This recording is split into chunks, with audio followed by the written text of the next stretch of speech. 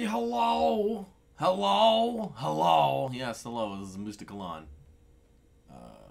Hopefully this doesn't merge this stream with last stream. I'm gonna, actually, before I do much else, I'm gonna make sure that it doesn't. Let me...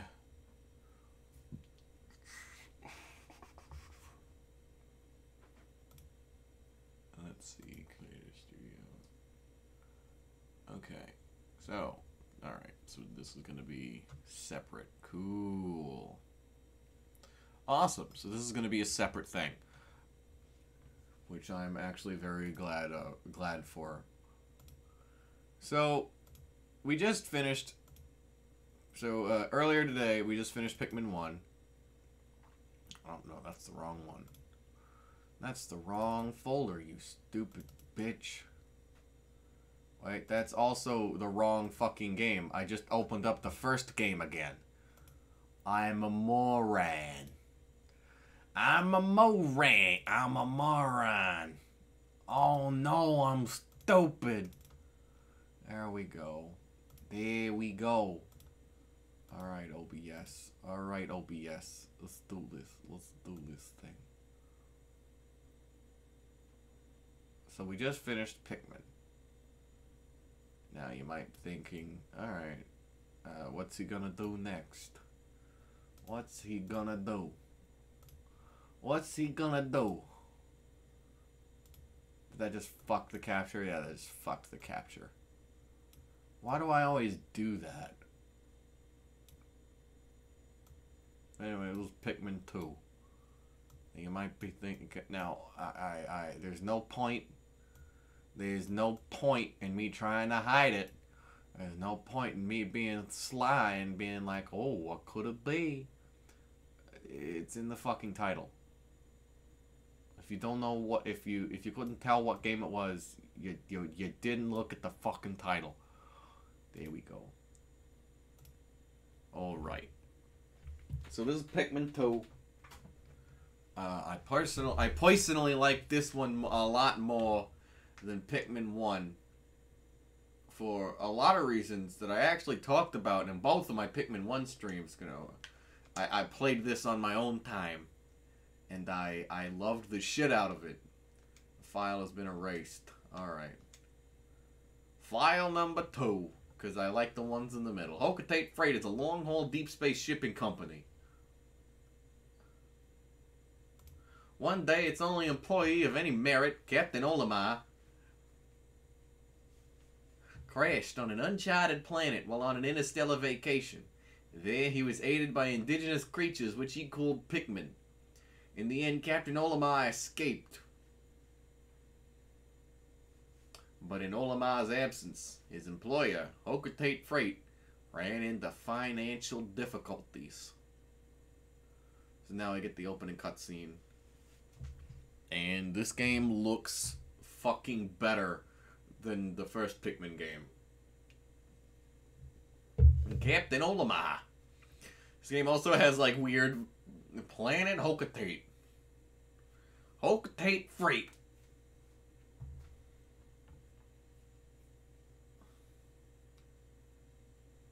President of Hocotate Freight and local employee Louie. So this game is better in pretty much every conceivable way. It still maintains, Olimar, I'm so glad you're safe. Yes, very glad, quite glad, but sadly I have an announcement that's not so glad. Our company's going under. Yes, we're finished. On his first mission, Louie here met a ravenous space bunny, and his entire load of golden Pick brand carrots was eaten. I took out an enormous loan to repay the debt from his loss. I decided to sell off corporate assets to repay the loan.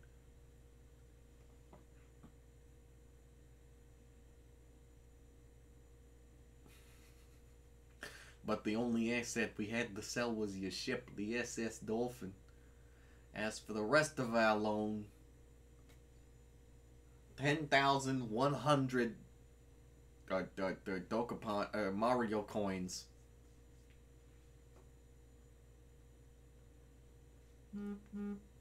Oh, shit.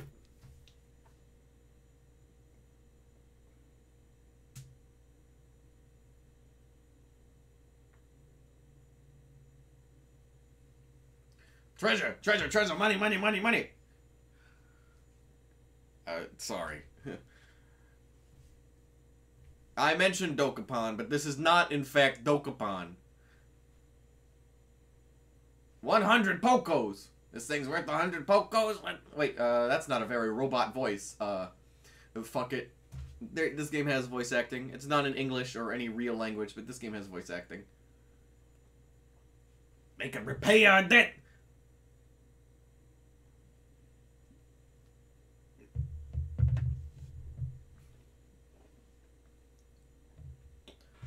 At some point, I might, if I can, getting people together to do Dokapon would be kind of a fucking nightmare. And, like, well, streaming Dokapon would be kind of a nightmare. But, this is Pikmin 2. I like it better than Pikmin 1. This is the game that makes it really, really obvious that this planet's just fucking Earth. The Valley of Repose. Now, I played this on my own time to make sure it ran okay. And at first it had some graphical bugs, but after messing with the drivers, it seems to work just fine.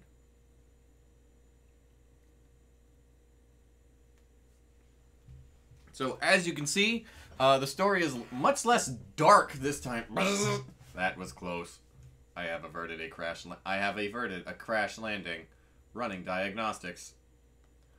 Alert! Danger! Louis is missing. He must have somehow fallen out of his cockpit. He is not responding via his communicator. He is either flouting protocol or in danger. Olimar, you must find Louis. You know, this is the sassiest fucking AI I've ever seen in anything, so I don't think the robot voice really suits him. Olimar, you gotta find Louis before he freezes to death in the cold of this planet. Wait a moment. Look.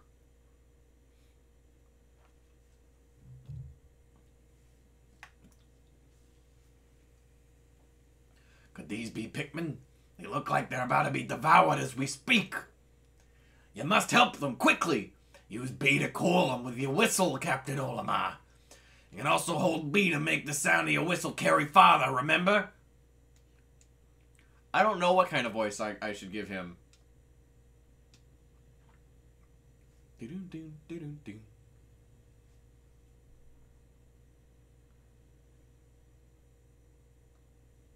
They seem to remember you, Captain Olimar. How fascinating. They seem to remember you, Captain Olimar. How fascinating. Give him instructions and do not delay. Do not delay. Hold A to grab a Pikmin and release to throw him. Oh, fuck. I don't actually know if you can lose the... Yeah, no, you can't lose these Pikmin. That's good to know.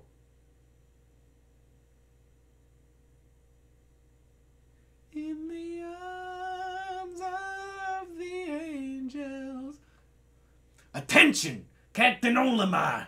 I have just re-established my communications link with Louis. It is unfortunate. It is fortunate we've managed to confirm his safety. Press Y to communicate with him. I am quite interested in the details of his condition. So we hit Y and we switch captains, which is a huge deal in this game. Huge!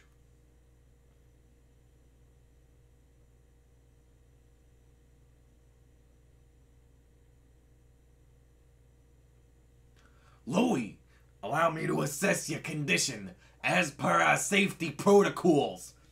Are you at all injured? Is that so? Then my concerns are eased. Our communication link shows you are nearby. Can you make your way to our location and rejoin us? I will navigate for yous. Press start/pause to contact me and obtain information about the terrain. I'm the trash man. Oh,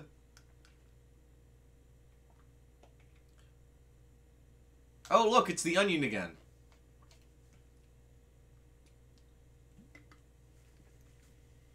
Louis, the object before you appears to be one of the onions mentioned in Olimar's report. So, the reason I like this game more is that, A, you have more than one fucking character. You have Olimar, you have the ship, and you have Louis, you have the captain. You get space emails from people back home, including the president of the company, and Olimar's family, and Louis' aunt. The seed the onion ejected just sprouted. According to Olimar's report, it can be plucked with A.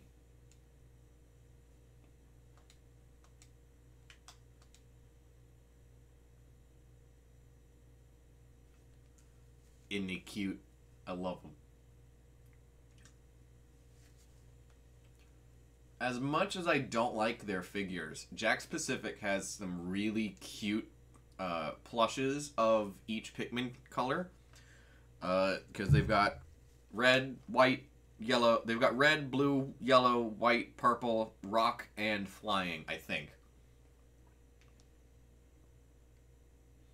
I think those are the colors they have. Louis, this must be one of the Pikmin creatures from Olimar's report. It is staring at you. You can use C to issue objectives to your Pikmin squad and even direct their movement. You can disband your squad with X. Interesting. Olimar's description of the creatures resembling pick carrots was strikingly accurate. Louis, my senses have detected drool in the corner of your mouth. Are you alright? You guys want... Hey, question for the chat. Do you guys want massive fucking spoilers for this game? That completely changed the nature of the conflict?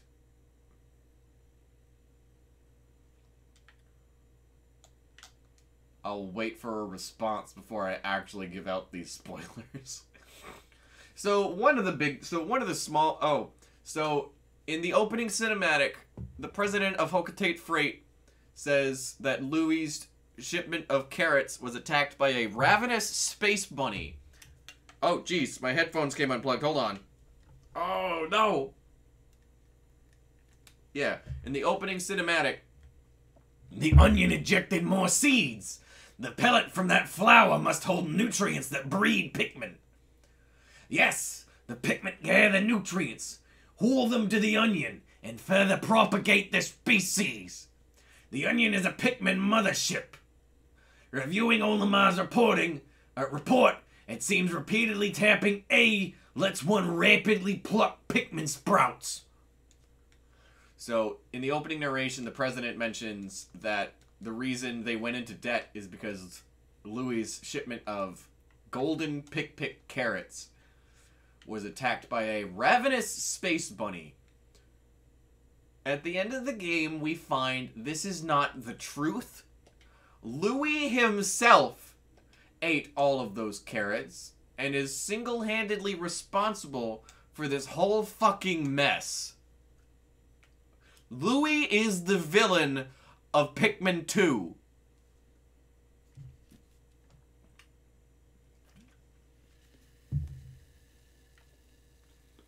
Oh, you guys get to hear my fucking the fucking fizz from my sody pop. Yeah, Louis is the villain of Pikmin 2, and you're not supposed to know that until the very end. I remember when I was... Yeah. The thing... Yeah, that's why... And, like, there's subtle hints to it all throughout the game. Because Olimar will mention Louis' like, ridiculous fucking appetite all throughout his notes. And just now, when the ship was like, Louis, you're drooling, are you okay? It's comedic, it's comedy gold. Comedy gold! Bloosh, bloosh. Aren't they cute? Aren't they adorable? Aren't they adorable? I think they're adorable. Personally. I think they're fucking cute. Duracell! This is what I was talking... Fuck. This is what I was talking about the first Pikmin stream, about how like Pikmin 2 has a lot of like weird product placement. What the ship said wasn't important. So yeah, this is just an actual fucking, let me zoom in on that. Yeah, this is just an actual fucking Duracell battery. And it expires March 2010. That's so far away in the past. That's so far in the past. More. But yeah, this game has a lot of neat little things that make it stand out from the... Like, this is the perfect sequel for me. In my personal opinion, this is the perfect sequel. Because it takes the concepts of the original game and improves upon them tenfold. It makes the first game almost... Like, the first game's not a bad game, but compared to the second game, it's hard to play. Just because the second game is so much better. And I know that there are people out there who are like, oh, well, I like the first game better, which is fine. I just think that the first game, like, I don't mind if you like the first game better, personally, but the second game is clearly, objectively better in so many ways. And, like, the day limit, and, like, yeah, the story doesn't quite have the same, it doesn't have the same edge to it that the first game story did. Like, it's not quite as, it's not as dark. It does not have that, like, dark undertone that, like, the first game has. I mean, it kind of does, because, like, debt is fucking scary. Debt is a face, you know, I take it back. It is dark, because debt is a debt is a fate worse than death.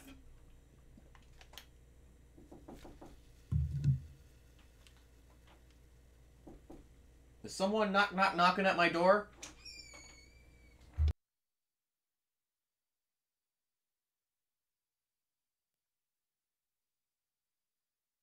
Someone was knocking at my door, but it's all right. Oh, who's messaging me? Oh, that guy.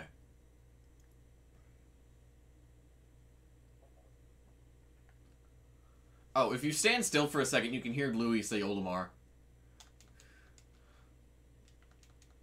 But yeah, like I said, it's just the second game. Knocking on heaven's door.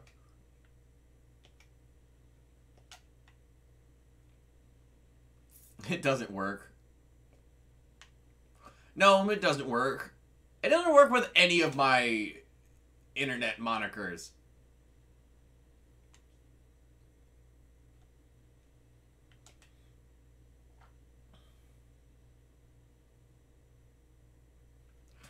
But yeah, like I said, the second game is just objectively better than the first game in a lot of ways.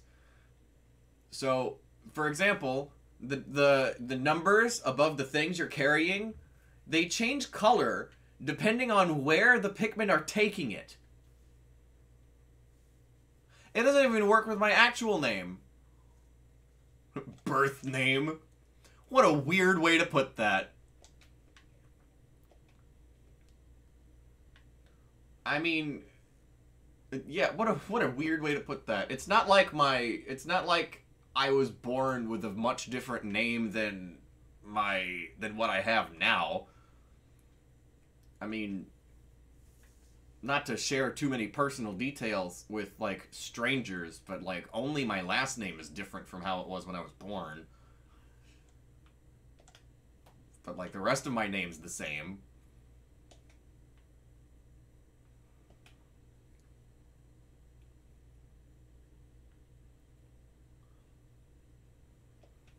And, Claire, don't don't worry about saying my, like, actual first name in chat, because Ryan has done it before, and it doesn't bother me. I don't care if people know my, like, actual first name. I do prefer my nickname, but that doesn't mean it's my actual name, and that doesn't mean that, like, I've legally changed my name. So, like, you could say your actual name, not your... Putting it as, like, your birth name, that's fucking weird. Like, it'd be less weird if, like, I had, like, legally changed my name. Which technically has happened, but, not like my first name. And any strangers, any people who I don't know who watch this are gonna be like, what the fuck are you talking about? I don't apologize, it's just fucking weird.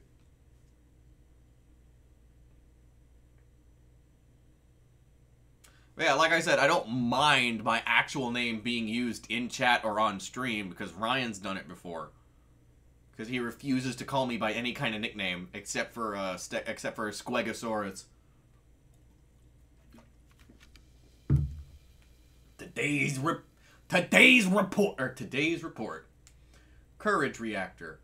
So, what will happen so the point of this game, if you missed the opening cinematic, is the company Olimar works for is going under because of Louis. They don't know it's because of Louis. Only Louis knows it's because of Louis, but Louis too fucking stupid, or Louis is either stupid or evil.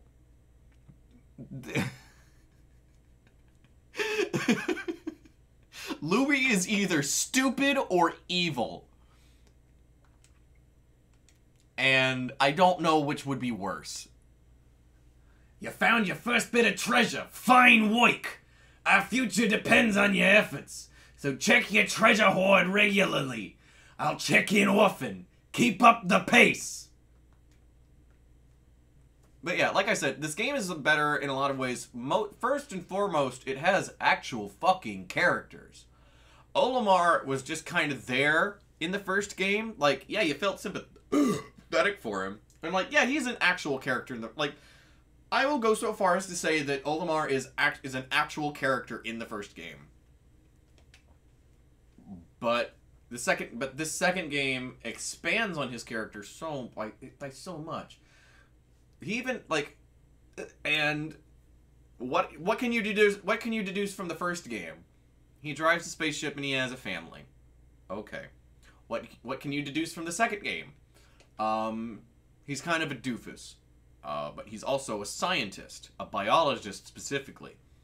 And he's very passionate about biology, but he's stuck with his dead-end space trucker job with this coworker that he doesn't even know and his boss that he doesn't even really like. And he'd much rather be home with his family. And you actually get to know what his family is like, because like I said, you get like space emails from his wife and his 2 children.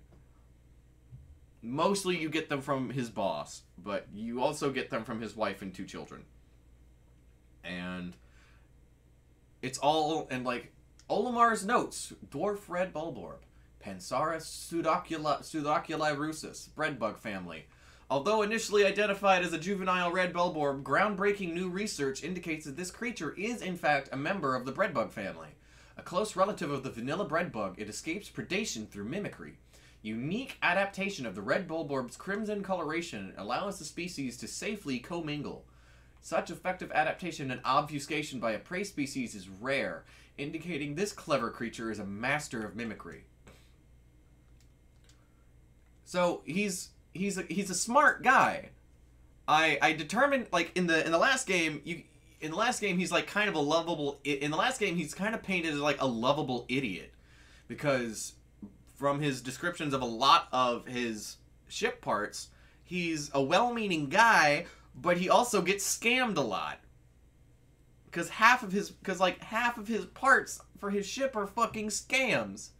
Like the Incredible Bolt. Oh yeah, this is awesome. I mean, I was told it was awesome by the salesman. I don't actually know what it does. But then in this game, you're like, oh, well, he's just not. He's a smart guy, but he's not like people smart. Pellet posy, Amplus nutrio, pellet weed family. In the stem of the pellet posy, one can observe the muscle fiber unique to half-plant, half-animal species, such as the Pikmin and candy pop flowers. So the pellet posy is a species that can be considered a close relative.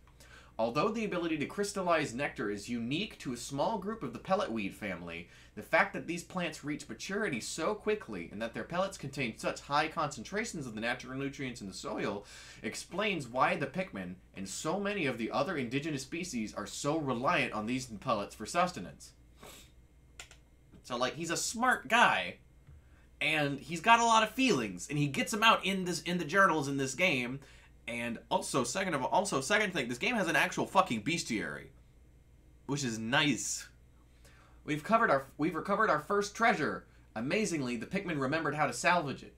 I can't understand their adorable language, and I don't know what they're thinking, yet I'm so happy to see them.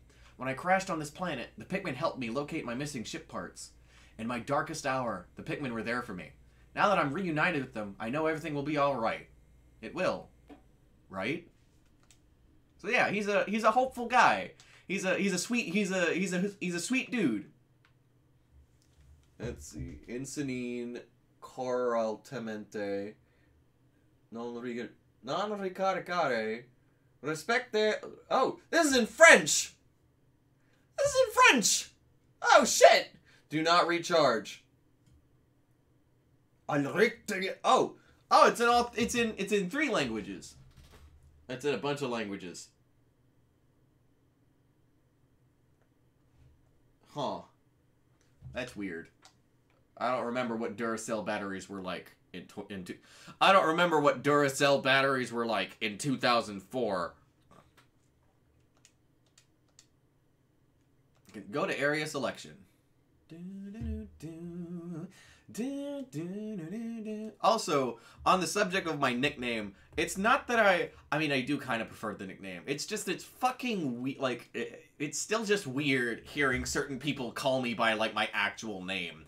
Just because they've called me by that, just because they've called me Squee for so long.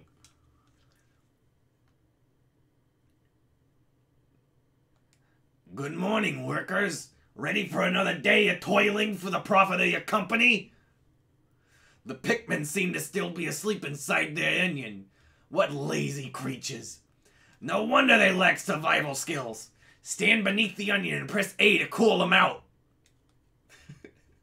Hey, bitch, you ain't even pay rent.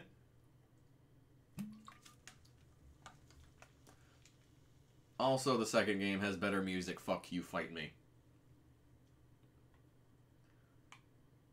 Oh, the AI's better. That's another thing. That's another thing that's better, is the AI's better. I don't know, there's just a lot of things, and oh, this game has a fucking post-game. It does a Pokemon, and it has a post-game.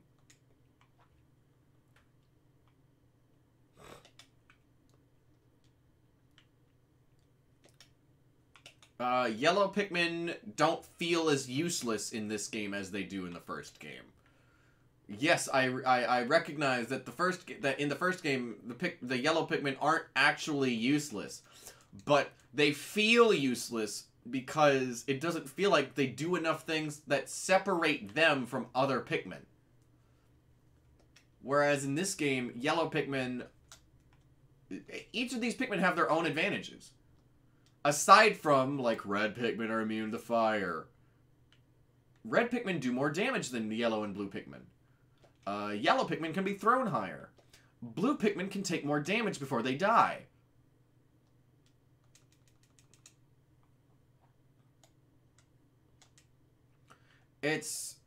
And I don't think that, like, yellow Pikmin are immune to electricity in this game. That wasn't a thing in the first game. And of course now we've got purple Pikmin and white Pikmin. White Pikmin can see things underground. Also, they're immune to poison, and they're poisonous. Not venomous, they're poisonous. If enemies eat them, they take damage. So, if you've got, like, a fuckload of white Pikmin, you won't. Then, if you've got a fuckload of white Pikmin, then you can kamikaze the motherfuckers. It's a pretty fucked up tactic, and I advise against it because white Pikmin are hard to get a hold of. But you can do it.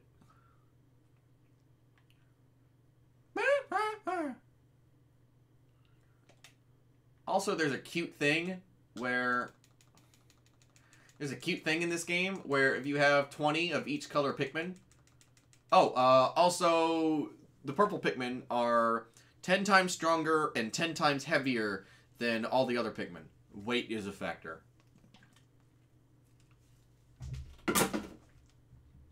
So in terms of lifting things, and in terms of weighing things down, one purple Pikmin counts for 10 regular Pikmin.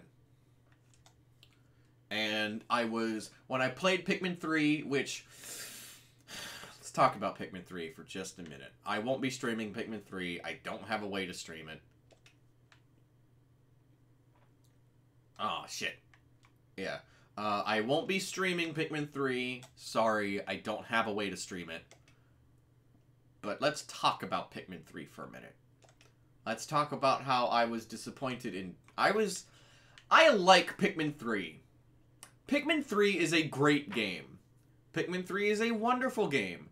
Pikmin 3 is a fucking gorgeous game and probably the best looking game on that system. Unfortunately, that system is the Wii U, so it didn't have a lot of competition. Ooh. But Pikmin 3 disappointed me in a few ways. It went back to this sort of day limit system. Sort of. Unlike the first game, it was a flexible day limit. Oh, hey, Ryan. This is Pikmin 2. But hello? Hello?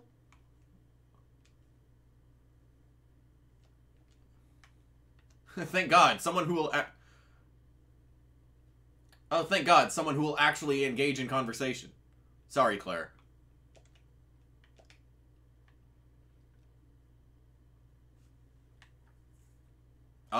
Sure. Give me just a minute. Let me open up this card. I wish I lived there already, too!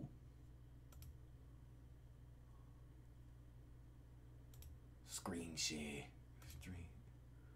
Wait, no, not screen. Not stream. Hello? I'm not hearing you. If you're speaking, I can't hear you.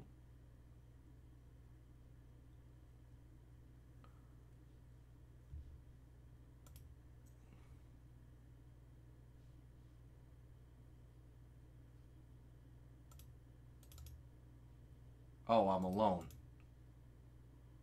Leave cool.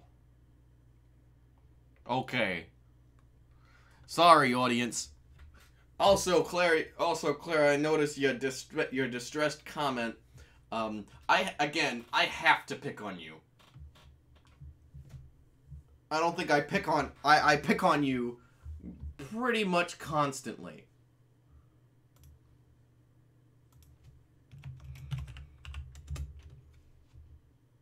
Gugane. Alright. Alright, call me when you can. Alright. But yeah, Pikmin 3, gorgeous game, great game. I like Pikmin 3. Don't mistake me. Don't mischaracterize my statements here. I love Pikmin 3. I just was disappointed in it. For a few reasons. Why is it these three schmucks I don't give a shit about? Why wasn't it Olimar, Louie, and the President? We already had three great characters. Olimar, Louie, President. That's all we needed. But again, with Pikmin 3, we're given these three schmucks we don't care about. Alf, Betty, and Charlie.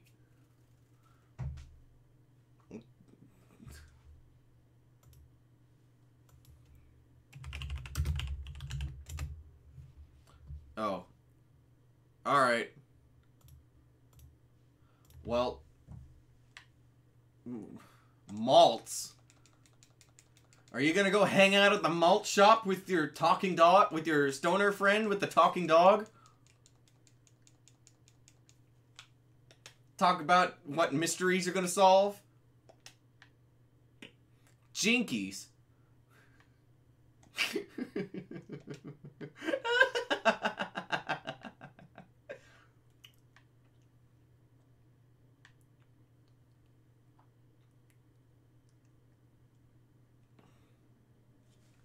Oh. Oh, calling from Messenger. Oh, jeez. You're gonna have to hold on. I don't have Messenger open on... I don't have Messenger open on my on my computer. Oh, hold on.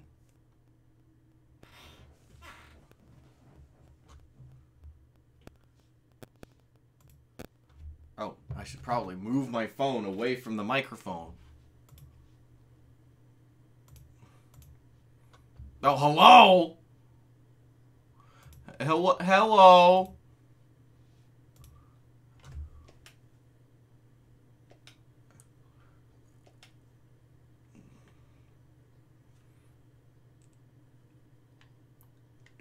Gonna go hang out at the malt shop with your stoner friend with the talking dog? Talk about what mysteries you're gonna solve? Jinkies. Hold on, let me turn Dolphin's volume down.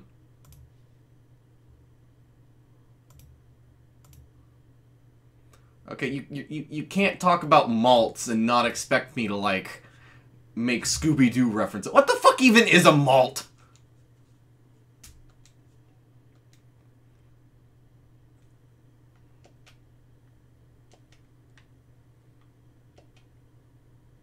Oh, are you lactose intolerant?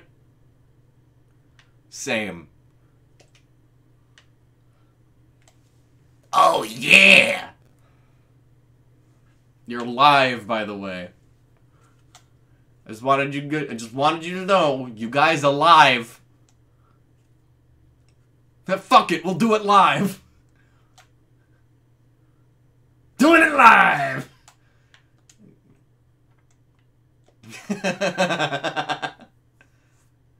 What?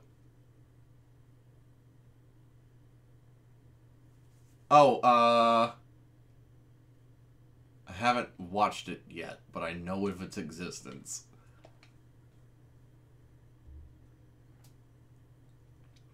I know that, like, I know that, like, he did an album. He did like a rap album called Gay and Dead.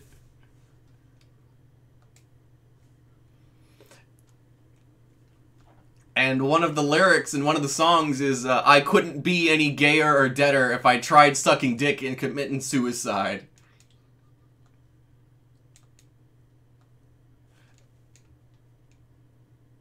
Like I said, it's hard, it's heavy, nasty shit, and you're not gonna like it if you don't like rap. But I like rap, so I love it.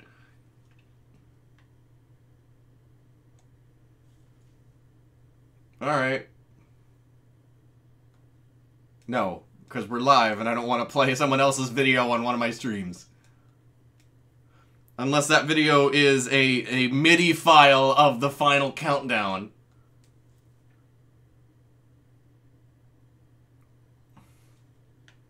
What?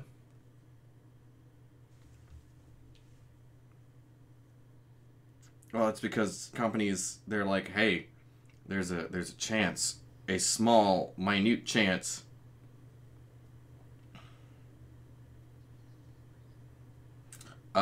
It is, but at the same time, but, like, corporations don't fucking understand that. Enter... I think, yeah, oh, that is...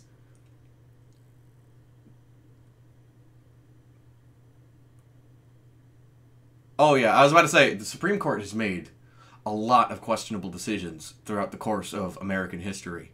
That... probably the stupidest one. Like, what in the hell? Wait. Drain cleaner. That's the, like, they chugged drain cleaner. They had to have. Just... Yeah, fucking brain dead.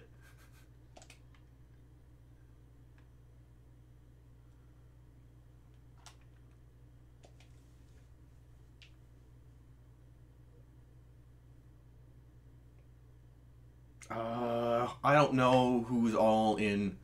I don't follow politics. That's why I don't generally talk about them. Yeah, shit's boring. I would too.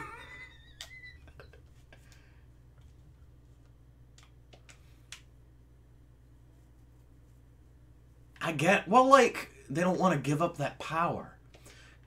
Because maybe someone who disagrees with them will fill the void that's left when they leave. That's why a lot of them do that.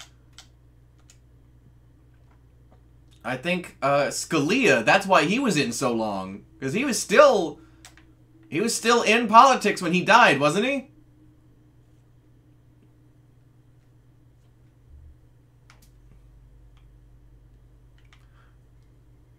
How fucking old, how fucking ancient he was? Hold on, he was pretty fucking old.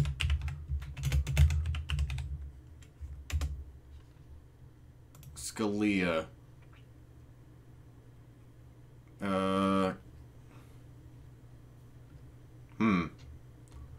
Let's see. Born 1936, died 2016.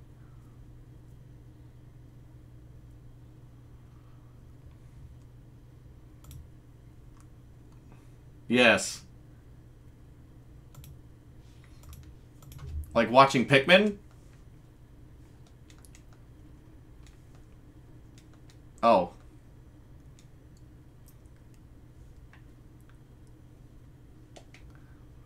Oh, Lord. Alright.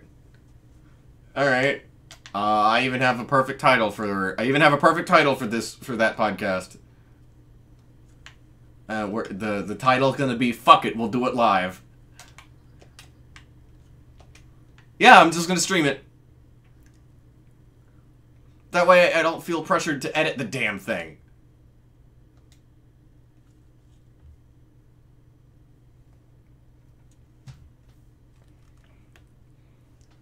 Flagged for bullying.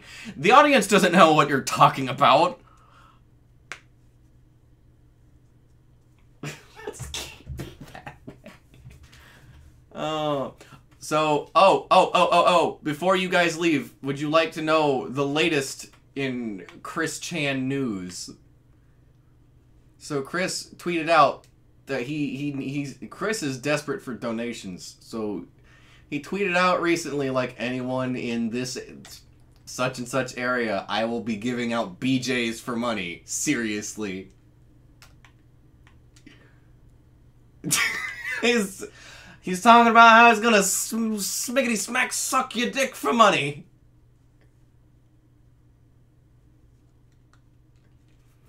Oh, you don't want to pay $20 to come on Chris Chan's face?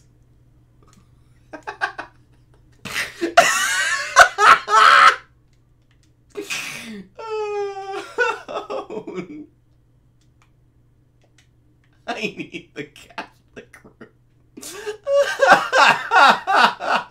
I need the Catholic. I need the Catholic room. Just like, I need the Catholic room. They're still not gonna know what the hell you're talking about. Actually, I'm gonna explain it real quick. I recorded a thing was it yesterday? No, the day before yesterday. Tuesday. So yeah, the day before yesterday. And it was hilarious. But it was also not something anybody was comfortable being published, so I'm not gonna publish it. So, I'm just gonna... So if there are inside jokes, just either assume they're from that, or that they existed previously. Most existed previously. But the Catholic room, that's...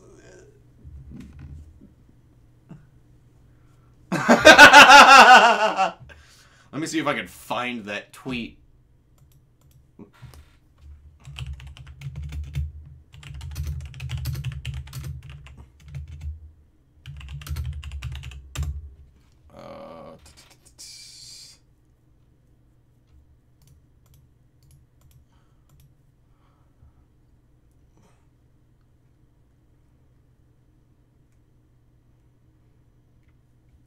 Oh, here we go.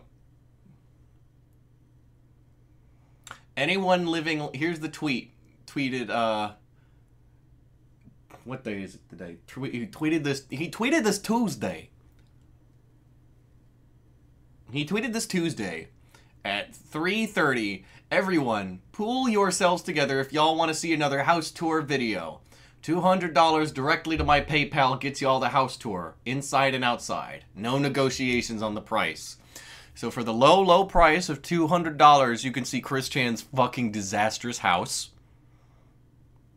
Which, I'm assuming his habits have not changed enough. Because what happened before, he lives in a different house than he used to. Because what happened was he burned his house down. Because his house was so fucking cluttered. Him and his mother are super duper hoarders. And he had a coffee pot in the bathroom, and I guess there was a faulty outlet, and that caused a fire. And because there was just so much crap, it just went up like a candle. So he had to move. I think they renovated... Actually, I think they renovated that house, and...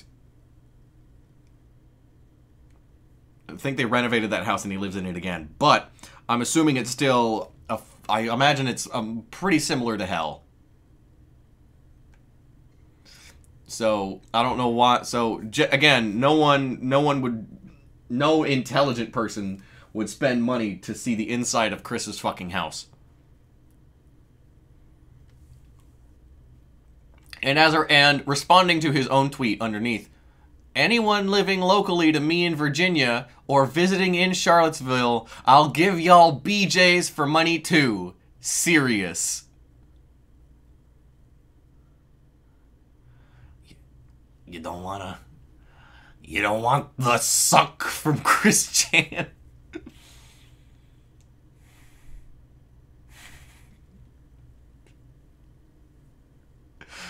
You don't want the suck.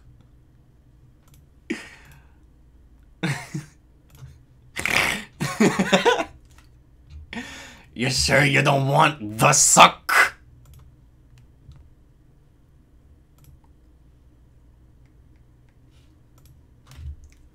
Alright.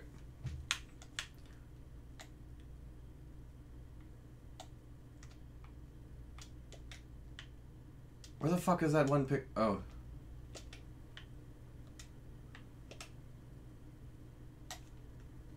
Oh. So you dudes want to know?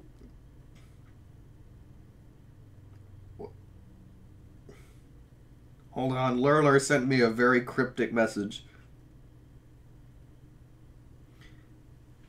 Can have BM is our due. Can have BM is our due. No, I don't.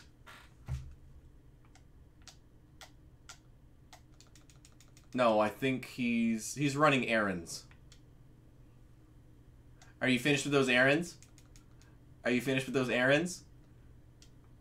Are you finished with those errands?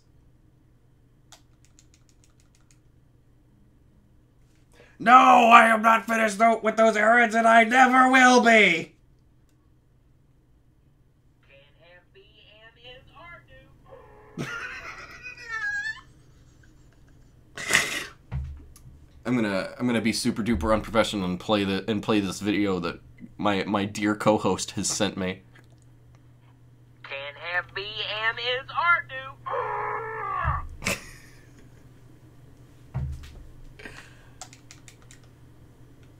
Play it again. Have him send it to you. Oh shit! It's a purple Pikmin. Isn't he cute? One of the things that makes this game better than the original is the Pikmin AI is so much better. In the first game, I kept having this problem of my Pikmin would get caught on corners because their pathing AI was just fucked. But that doesn't happen in this game. It is good. So in another difference is there are more Pikmin in this one. There are more kinds. Because in the first game you had red, yellow, and blue. And in this game you have red, yellow, blue, white, and purple. White. So, and in the first game, they do not do a very good job telling you what the differences are, well, like the functional differences are between your different colored Pikmin. Those differences being red Pikmin are fireproof, which the game never tells you. The first game never tells you. Yeah. Yeah, you just gotta figure that shit out on your own. The second game does tell you that your red Pikmin are fireproof. Not immediately. But still. It does tell you. I believe it tells you when it's relevant. Actually, no, I think it's the instruction manual that tells you in the second game. But in the first game, the instruction manual doesn't tell you at all. So, yeah. This was in 2004, back when instruction manuals were still relevant. So... Oh yeah, it's a tradition thing now. It's tradition more than anything else. And like if you buy like a physical Switch game, they don't come with like anything in there. Yeah. Because like if you want a main, because like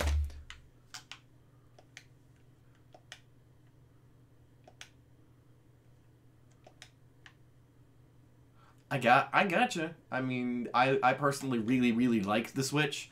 I think it's definitely a justified purchase because you've got all kinds of neat things on there. First of all, it has the best version. First of all, it's portable. You've got a lot of console games, but you can take them somewhere else.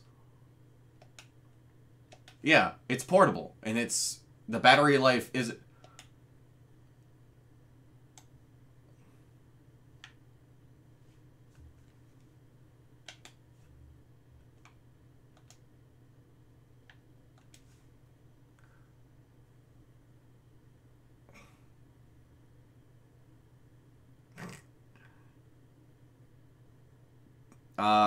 Yeah, it's portable, which is a really big plus. It already has some good exclusives. The new Zelda's great. It's not, if you don't like Zelda, the new Zelda you will probably still like the new Zelda because it's abso-fucking-lutely nothing like the other ones. Oh yeah. Mario's great. Kirby's great. Yeah, Kirby Star Allies.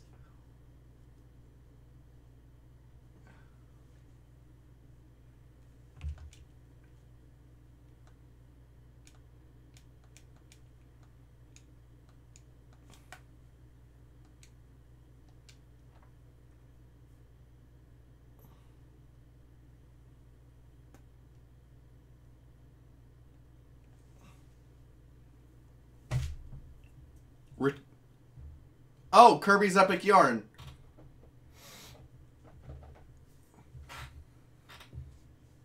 Oh, dude, Kirby 64 is awesome. Oh yeah, Kirby 64 is awesome. Oh, I was just saying Kirby 64 is awesome.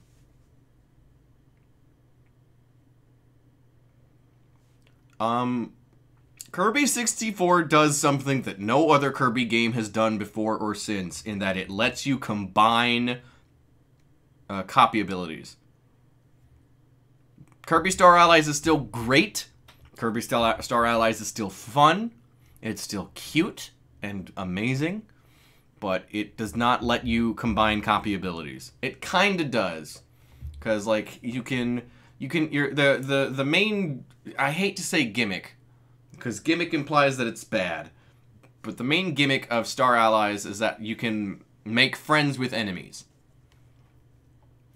Yeah, so let's say you swallow. Let's say you have the sword ability, and one of your allies is like a fire fire dude.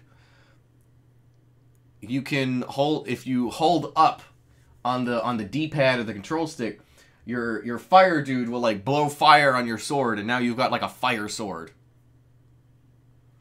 So it's little things like that. It's not as comprehensive as Kirby 64's ability system was, but it's also got like way more abilities than Kirby 64 does. Simply because with Kirby 64 they had to come up with like reasonable combinations for every single copy ability, including combining it with itself. So it's neat. It's neat stuff. But yeah, I adore Kirby. And I'm like you, Kirby 64 is my favorite one. So by default, it's your favorite. Alright. Baby steps first, Olimar. Plan well and don't worry about me. Our debt is with Happy Hocotate Savings and Loan, after all. Besides, there's nothing left to repossess, so ha! The plot. So the plot of the first game is Olimar lands on this strange planet. And he has 30 days before his life support system gives out. And I didn't get the fucking treasure from the emergence cave. I'm a fucking idiot. So he has 30 days before his life support system gives out, and he dies. So you have to gather as many pieces of his ship as possible by the end of day 30.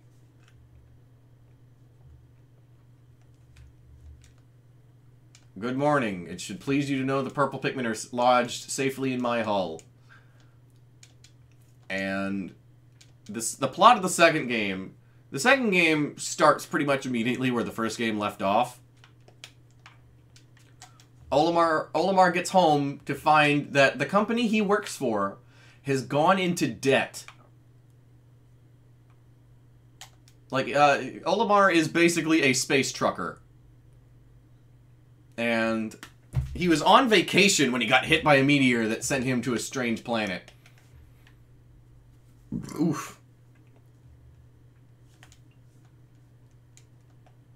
Louis, has Olimar instructed you to cure earlier? But yes, I know. They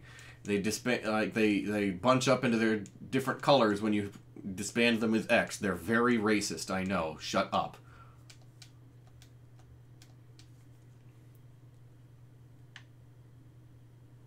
So, Olimar is basically a space trucker, and he goes home to find that the company he works for is going under because a shipment of carrots was supposedly attacked by a ravenous space bunny, and all of the carrots, which were apparently made of gold, were otherwise destroyed. And so they have to sell off assets. But Olimar brought something back with him.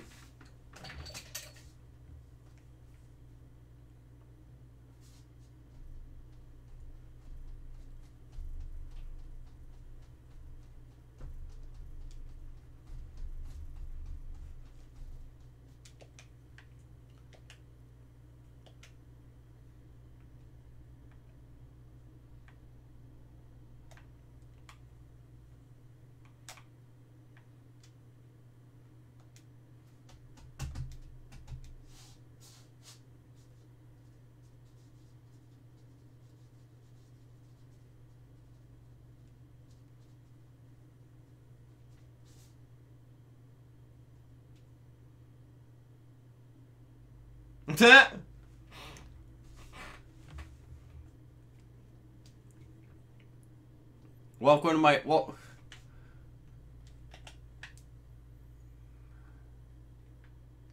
to my streams where you can hear people order food from Brahms.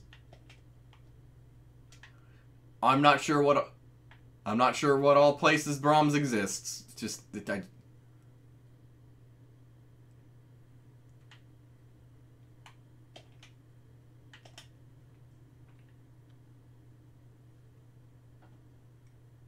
Yeah, like I said, I don't know where all Brahms exists. I just know it's not local to me, but I wish it was.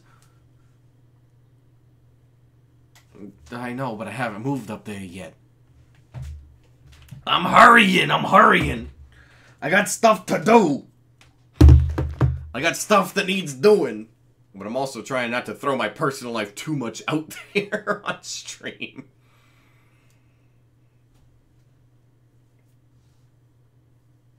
I got stuff I gotta do. Money-related stuff.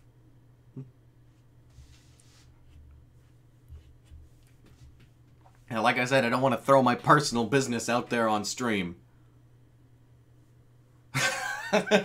Well, you know what I gotta do right now? You know what I gotta do right now? I gotta piss like a racehorse, so I'll be right back.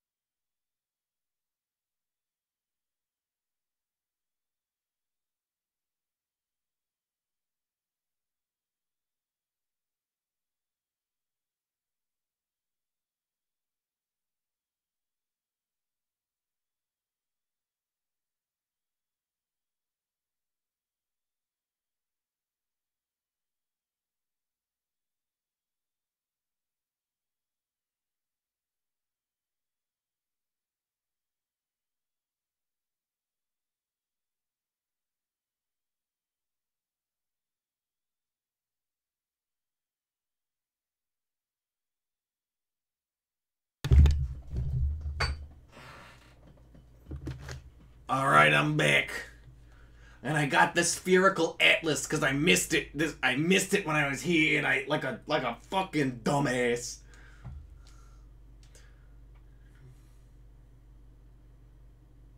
Yes.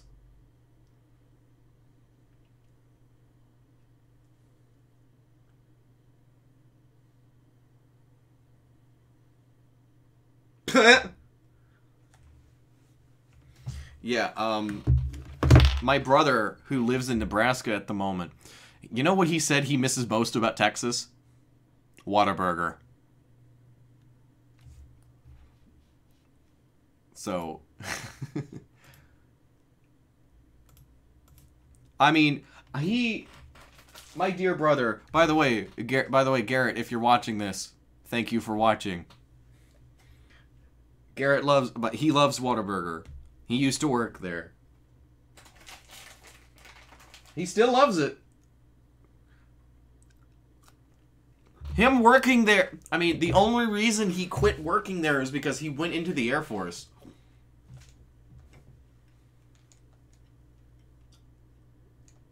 Yeah. I mean, I've only got two.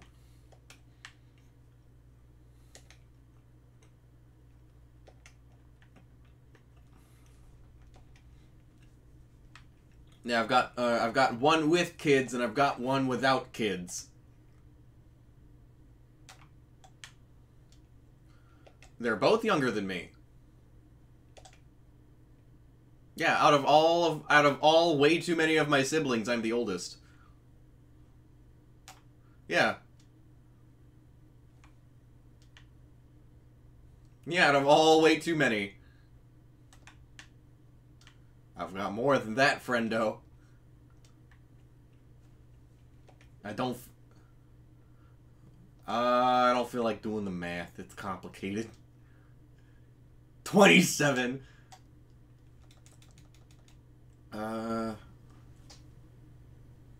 Let's see.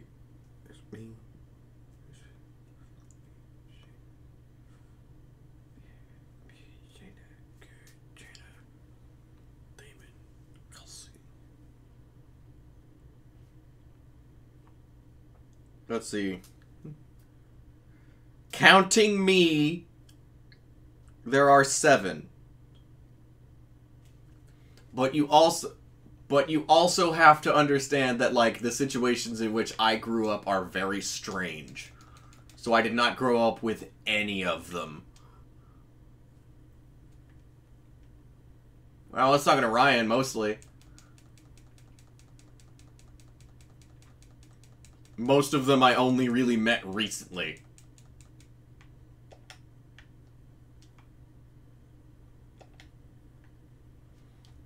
Over the river and through the woods to grandmother's house we go.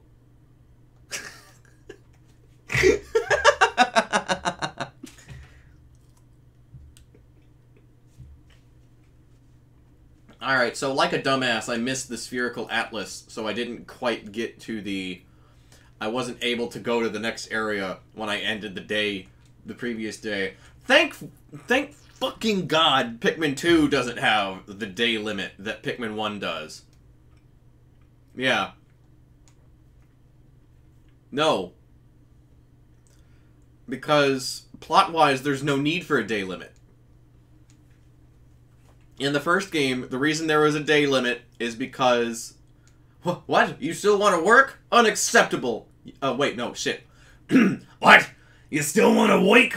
Unacceptable. You may not realize it, but you're exhausted.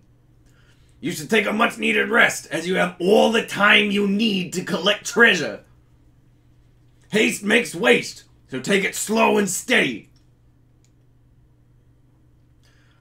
So, the plot reason in the first game... Like I said, in the first game, he crash lands on this planet... And he has 30 days before his life support system gives out. Because oxygen is toxic to him. He's a little alien dude. And oxygen is toxic to him.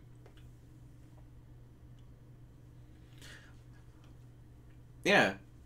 Also, according to the creator of this series, Shigeru Miyamoto, Olimar is 1.9 centimeters tall. He's short. He is itty-bitty. How's progress, Olimar? Remember, you'll never get anything done if you sit back and watch from afar. Be sure to hold R occasionally for a close-up view of the action. So...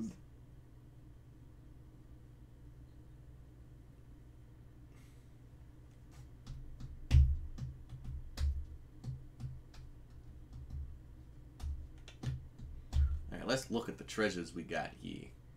Let's look at what treasure we got here. So we have this citrus lump. And we have this spherical atlas. We have the quenching emblem, isn't that nice? And of course we've got the utter scrap.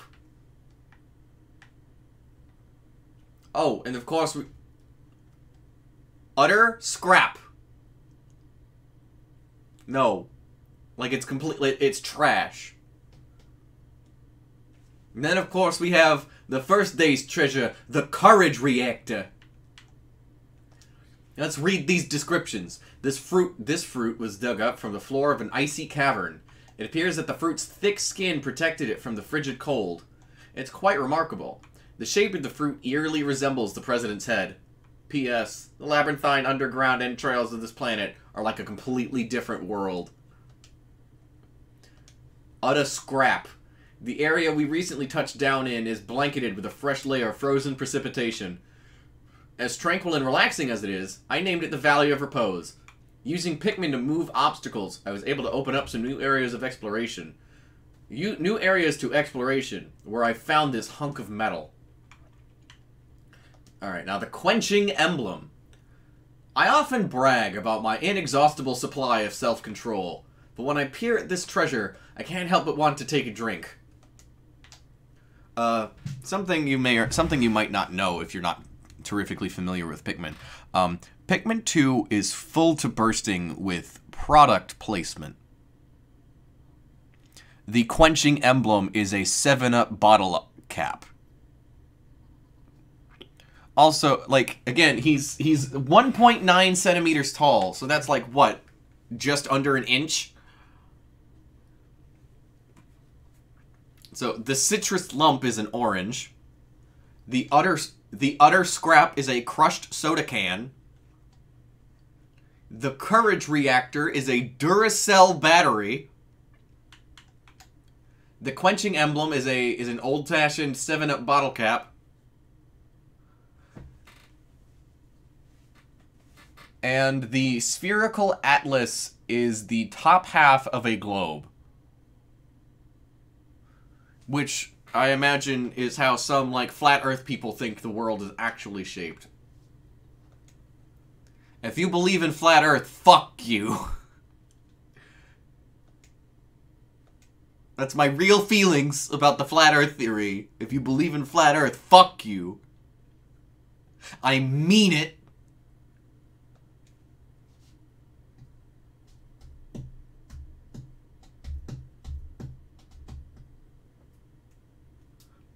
I'm actually surprised we didn't end up talking about flat earth while Lurler was on. Cause Lurler and I bitch about shit like that all the time. Like... Oh. Oh, why do people actually believe the earth is flat?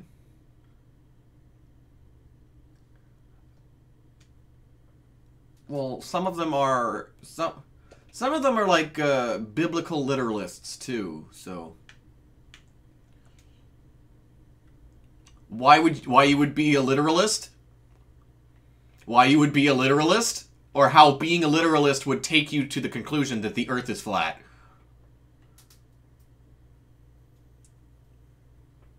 Hold on. There's one fucking line. I don't remember where it is.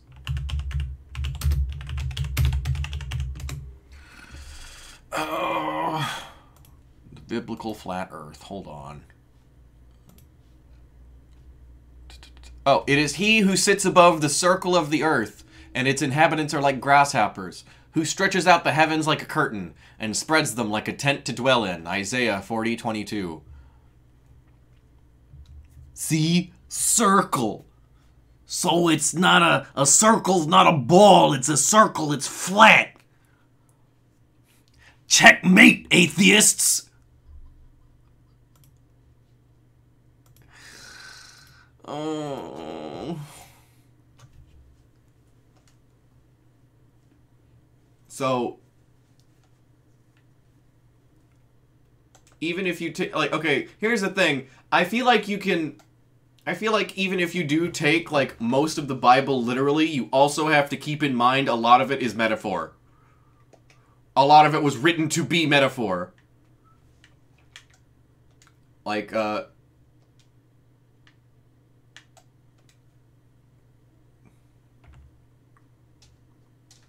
yeah, like, in Genesis they actually do describe how the earth is, because, like, you have, like, in the world, according to Genesis, you have the earth.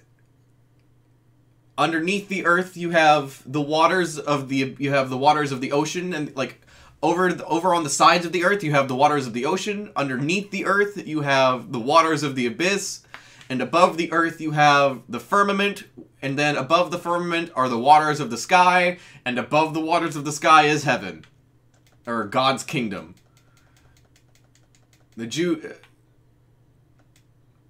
What's that? Yeah, there are in fact oceans. But yeah, so you have to take into account a lot of things, but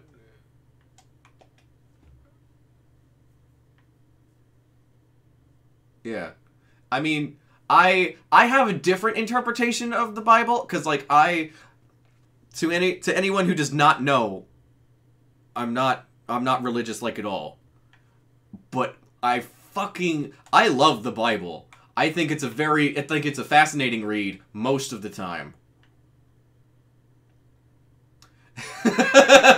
Leviticus is pretty boring too.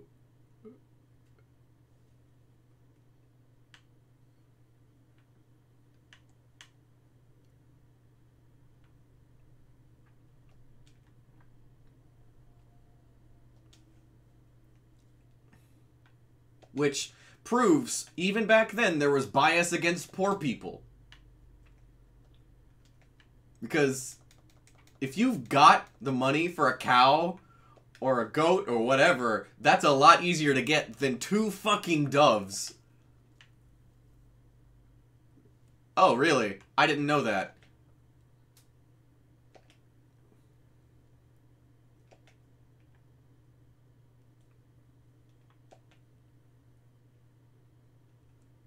Yeah, I gotcha. See, I wasn't aware of that. You also have to keep in mind that like you can't. That's another reason you can't take the Bible. You can't take like the Old Testament completely 100% literally, because like most of these people, they don't like look into the history of this, so they don't know culturally what's up. So like.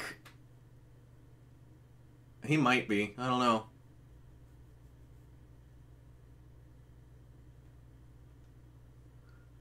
Knock, knock, knocking on Logan's door.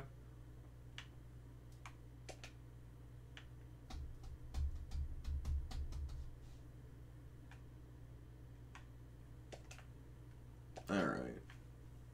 But yeah, so the Pikmin 2 streams will not be as fucking stressful as the Pikmin 1 streams, entirely because there is no day limit.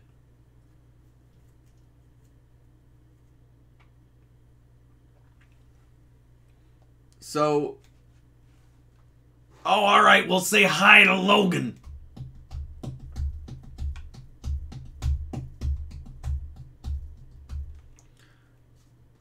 %10 of debt paid. Hell yeah. So, in part 1 of my Pikmin streams, I mentioned, oh, well, the debt is 100,000. I was wrong. It's 10,000. So, yeah. I mean, Pikmin 2 is still a short game, but it's nowhere near as short as the first one. Like, without save scumming, the first one will take you about 8... I mean, that's what it is. Without save scumming, the first one will end, like, unless you do something to, like, prolong or shorten your gameplay. Like, unless you skip days just to skip days, or unless you save scum, the first game will take you maybe 7 to 8 hours total. The second game, I'm trying to figure how long it'll take you. How long it would take you without, like, unnecessarily prolonging things. I mean, and in the second game, you can prolong things, is the thing. In the first game, unless you want the bad ending, you can't just take a day to rebuild your Pikmin population. Because you have a very strict... You have 30 parts to get in 30 days, and most of those parts are not easy to get. You're only, like... Chances are you're only going to get, like, 1 part per day. Maybe 2 parts on a particularly good day.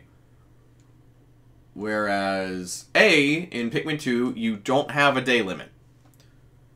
B, most of the things you're gathering, because in Pikmin 2 you're gathering treasure, not ship parts. Treasure being random human crap. Like the strawberry I just got. I mean, I guess strawberries aren't like human necessarily, but you know what I mean. Random crap. And most of the things you find are in dungeons. Time does not pass in a dungeon. Yeah. So you have all the time in the world.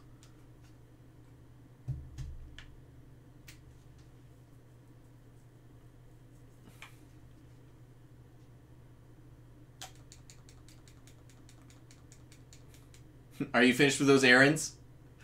Are you finished with those errands? I'm not making that joke again. Let's see. So... But yeah, so you've got... First of all, you don't have the day limit, so you can take more time. Second of all, there's just more to do because there isn't a day limit. Because they were like, okay, you have as much time as you need. I mean, in the first game, you have as much time as you need, but only just so.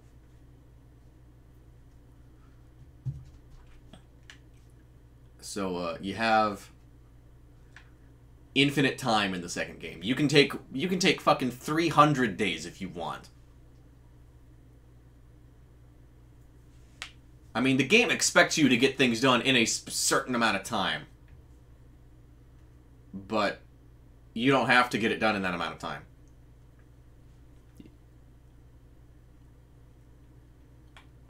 Pretty much, because at the end of each day, you get an email from someone. Whether it be the president of the company you work for, or one of Olimar's family members. Spoilers. Massive spoilers. After you pay off all of your company's debt, you go into the after game, where the point where your goal is, rather than pay off the company's debt, because you've already paid it off in spades, your goal is to rescue Louis. Because on your way home, after gathering enough treasure to pay off the company's debt, Louis gets left behind. Because, again, I mentioned this earlier. First of all, Louis is the villain of this game, because he is the one who destroyed the shipment of golden carrots because he fucking ate them all. That's something you don't find out until, like, after the post-game, after the after-game. Oh, also, there's Carmex up there. That's more product placement.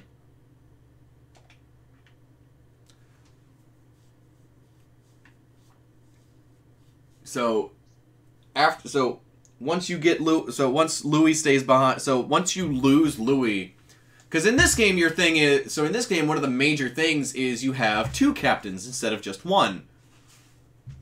Yeah, you have Olimar and you have Louis, which is a joke on Mario and Luigi. In Japanese, Olimar is written the same as Mario backwards. Because in Japanese it's Mario, and Olimar would be Orima. And then, of course, Luigi, it's pretty obvious. That one's pretty obvious. But once you get to the post game and Louis is left behind and you have to go find him, rather than just be like, sucks to suck, it's just you and it's just Olimar. No, the president of the company is like, no, I will go with you to find Louis. Yeah, and he's... One of the things that I like about the multiple captains thing is each captain has a different set of sound effects. Like when you use the right stick to command the Pikmin, it's a different sound depending on what captain you're using, and the sound of the whistle is different depending on which captain you're using. For Olimar, it's like a regular whistle. For Louis, it's like a train whistle. And for the president, it's a car horn. It's fucking awesome, and I love it. And, like, Olimar's color is red, Louis' color is blue, the president's color is gold. Not yellow. Not yellow. Gold. Oh, this motherfucking piece of shit thing. I'm assuming he's supposed to be Wario. Because he's like a fat dude. Okay. Yeah, he's like a fatty. He's a big fat fatty, and he's obsessed with money. Well, he's not obsessed with money. He just needs money because he's in so much debt.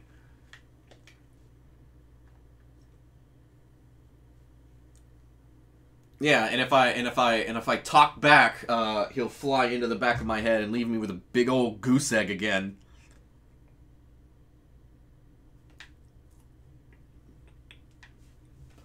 No one is gonna fucking get that joke. No one's gonna get most of these jokes. I guess I could. Oh yeah, tell the internet my... What's that?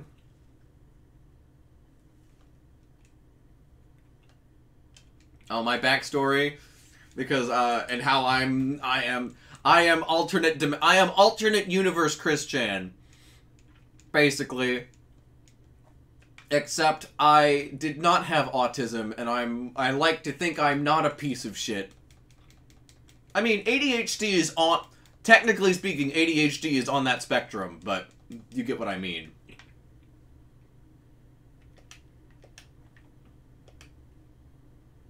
Oh, the Wario story. So, it was me, Miranda, Claire, and Lurler. Right? Was that everyone? Okay. Where the fuck is that lone Pikmin? It's up there where he was knocked by that fucking creeping chrysanthemum. It was me, Miranda, Claire, and Lurler. And we were watching Slayers. Fantastic fucking anime, by the way. Watch it if you haven't. And Miranda and I had come to a disagreement on where we had left off last time. Right?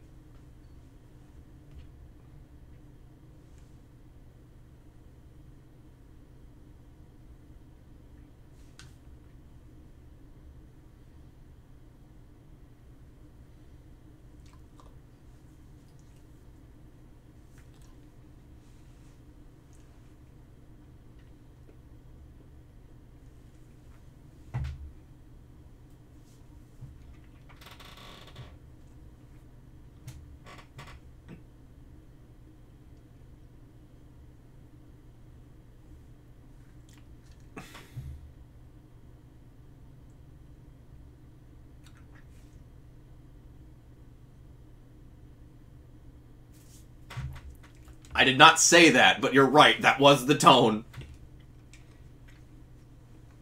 I did say, oh. I did say, okay. But you're right. The tone was there, but the words were not. Next thing I know, I am stricken in the back of the head with something very hard and going pretty fast. And I just, like, oh, I remember the pain. The pain is what I remember most. And I'm fucking doubled over. Like, I'm not out. But I'm not out, but I might as well be.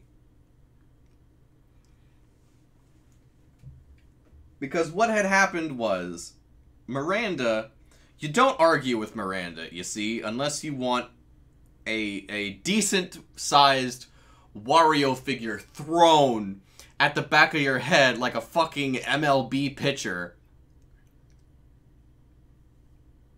So that's the Wario story.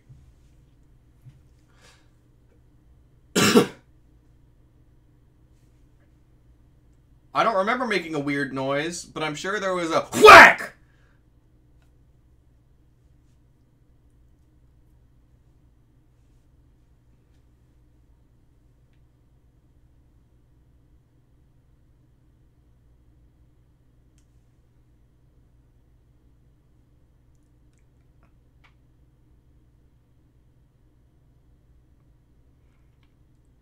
I hurt.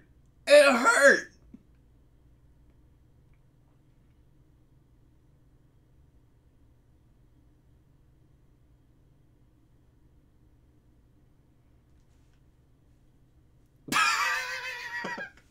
You're marrying her, not me. It's not my problem. Well, I should fucking hope so.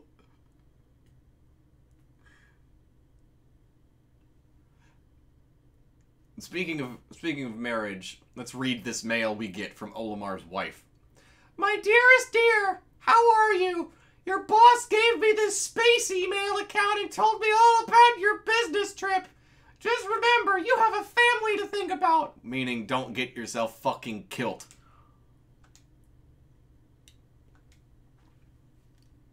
The game has been saved. I just want to point out that this is... I think this is like actually slave labor. Because I don't think your company has any money to pay you with. Sunseed berry. I found this fascinating fruit while out exploring today. The skies cleared up and I felt peaceful watching the pink flower petals flutter in the wind. During this perilous expedition, it seemed strange to have such soft-hearted, romantic thoughts. If I told my wife about this, I'm sure I'd get laughed at. Again. Alright, let's read some of these enemy descriptions. Red Bulborb. Oculus Kageyami Rusus, grub dog family. This large organism has the familiar mandibles and cranial morphology of the grub dog family, as well as the characteristic bulging eyes. As with most grub dogs, the creature's cranium comprises half of its total length and girth, showing a scarlet abdomen with white spots. This creature is primarily nocturnal, choosing to prey upon smaller creatures returning to their nests. Originally classified as the spotty bulborb, further research has reclassified this species as the red bulborb. Subspecies of varied colors have recently been discovered, but academics are divided in two rival camps over how to handle their classification. Olimar is pulling this out of his ass because he's kind of the only one who gives a shit who's been to this planet.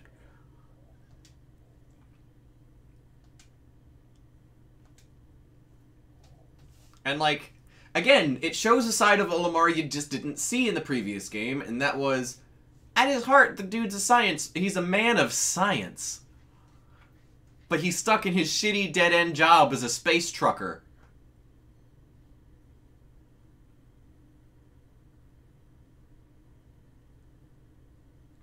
Flying around in his fucking pink trash can now that keeps back-talking him.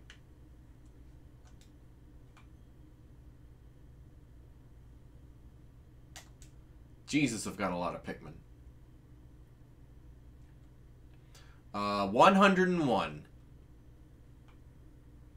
Most of them, yeah.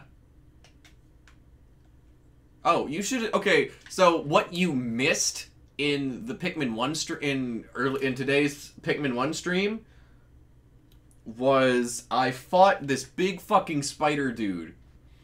But he was, like, made of metal. And I had over 100 Pikmin before I went to fight him. And I came out of that fight with about 40. In total. He was Pickler, man! So we've got that dungeon. We've got that place over there I don't want to go to just yet. And he was Pickler, man! And he fucking... I feel like I'm gonna sneeze.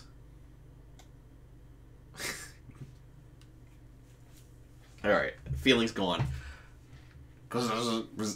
Biological sensors are reacting violently. The readings are ominous. A beast of unknown power lurks in these depths. A large Pikmin group would be reassuring. My sound sensors are picking up hostile roars of many beasts. Expect dangerous encounters. Sensors are also showing extreme heat pockets. You may need flame-resistant Pikmin. But my records indicate no such data. Are my records incomplete? That voice requires a lot of breath. So, like, after reading for a while for that voice, I get kind of lightheaded.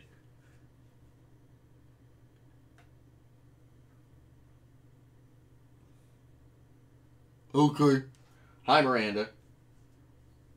How are you? That's good. I'm doing good. I'm streaming probably my favorite game. I know I often say Dark Souls is my favorite game, but I'm not talking to Dark Souls right now.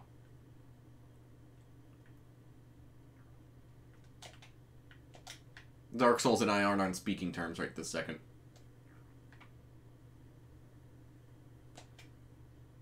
Oh no, I don't grind in Pokemon. Not like all the grinding I need to do, I'll do on stream. It'll be fine.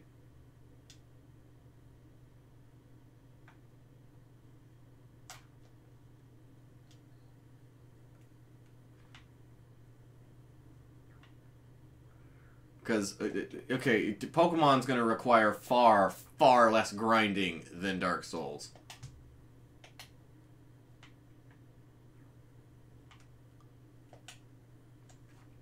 Alright. Now we have... Let's see. Now we have the... What is it called? The Stone of Glory. It's an old NES... It's an old NES D-pad.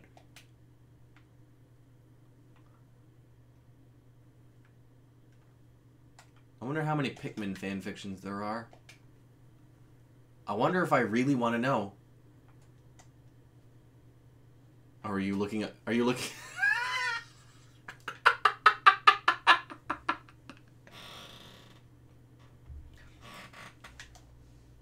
Pikmin fanfiction?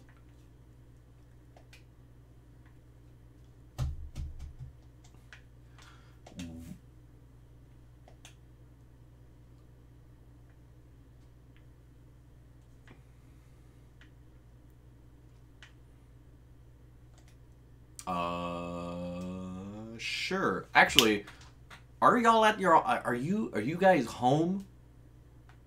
Okay. Would you do me a huge favor and get on Discord?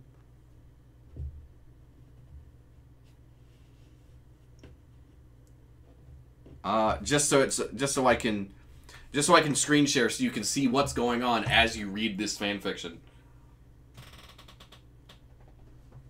So you can actually see what the hell's going on in my stream. As it happens, and not like with a delay.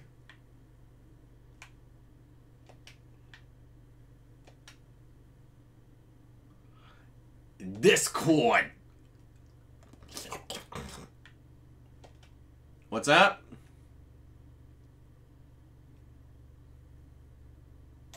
All right. I fucking hope this stream doesn't run to 5 o'clock. I ain't trying to do another 6.5 hour stream. Call me on Discord. Aight. Cool.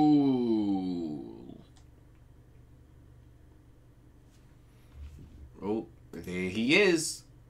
Join call. There he is. Well, hello. You sound a lot better. You're sounding better. Now that you have an actual microphone. Alright, I'm screen sharing my Pikmin 2 gameplay. So that way you can see what happens as it happens. Hello, I hear you.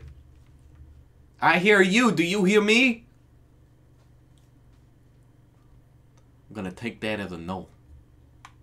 What? Once more. I caught the end of that.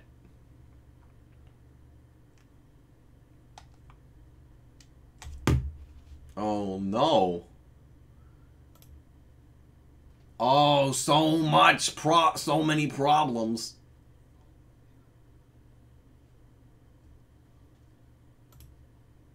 Okay.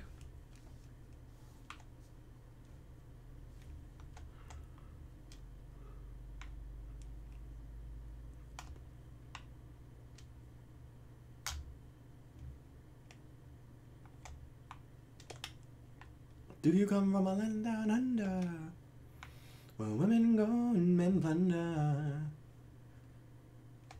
Can't you hear the thunder? You better run, you better take cover. So, right here, we have a pretty interesting dealio. We have... Hello? Yeah, I hear... Again, I hear you. I don't know if you hear me.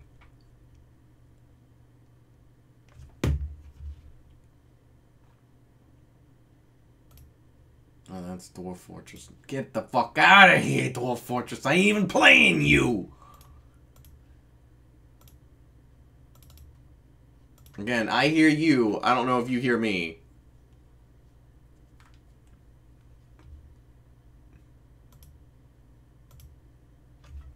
You can't hear me at all. That's fucking bizarre.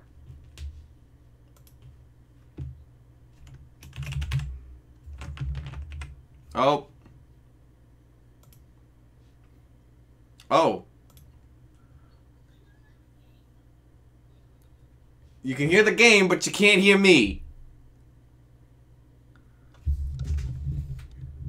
Hold on. Hold on. Yeah, I can hear you just fine.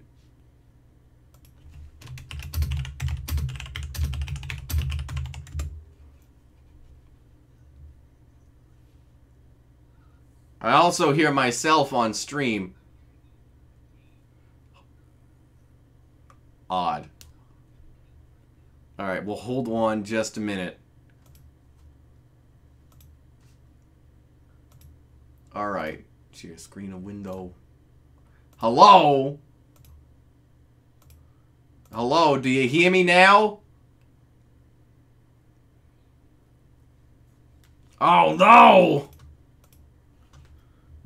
But do you hear me now? Do you hear me now, or do you still just hear me through the stream? What?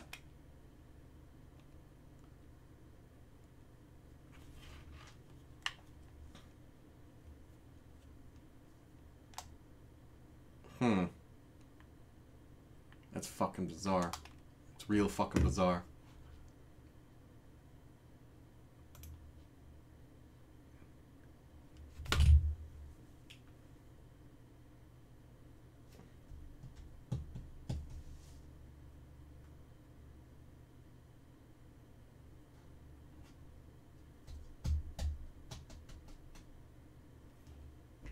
I think it's the internet. Oh, shit. Leave cool.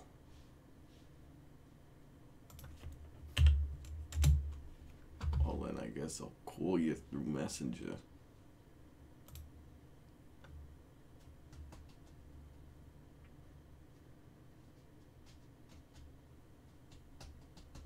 It was worth the shot. I don't know what the dealio could have been. Cosmic Archive. I know that that's an actual Nintendo game on that floppy disk. I just don't know what it is. If anyone watching this later can confirm what it is, please tell me. Please do so. Oh yeah! Strife Monolith. Fascinating. Are you still watching the stream, or? Okay. Well, the Strife Monolith. You'll see it when you watch the stream, if you watch the stream. There's a boss here. I'll fight the boss, and then... Jesus, it really is slipping into my actual speaking.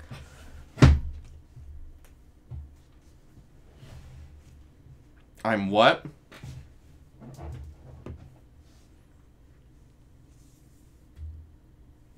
Well, that's fucking weird. If I'm actually closer to the mic than I was. Yeah, so I don't know what the hell it could be.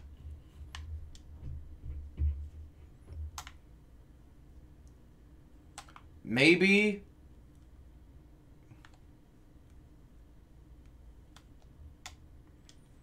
Yes, please do.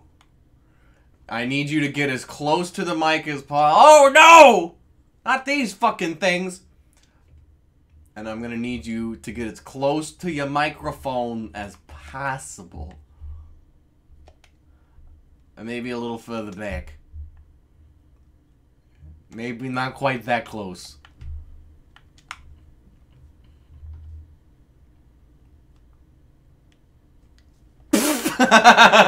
Well, no, it's just because it made his audio sound like crap. That's a good distance. That's some good distance right there.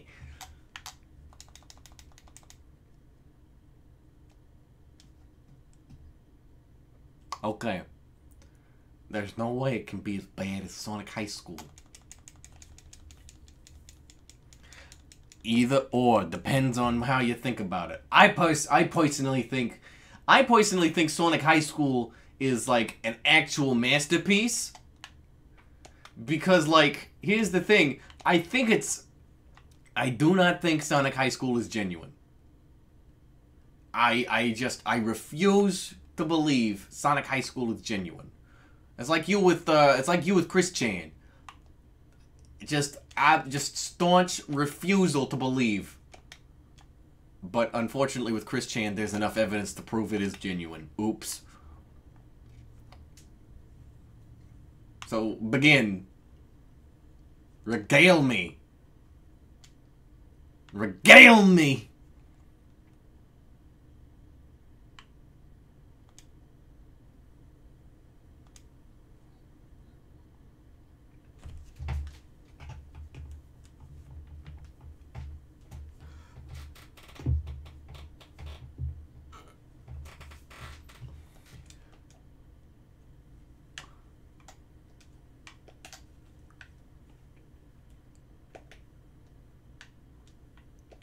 Oh, no. Oh, they don't fuck? Well, then what's the point?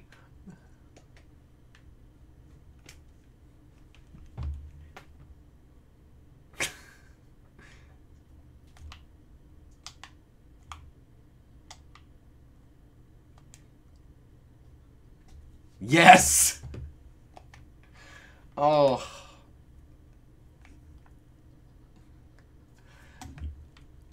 If this one's short enough, then yes.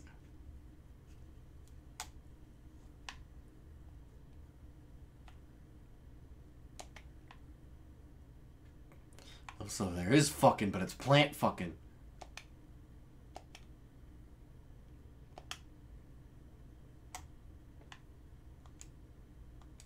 I heard "Hey John" and then it cut.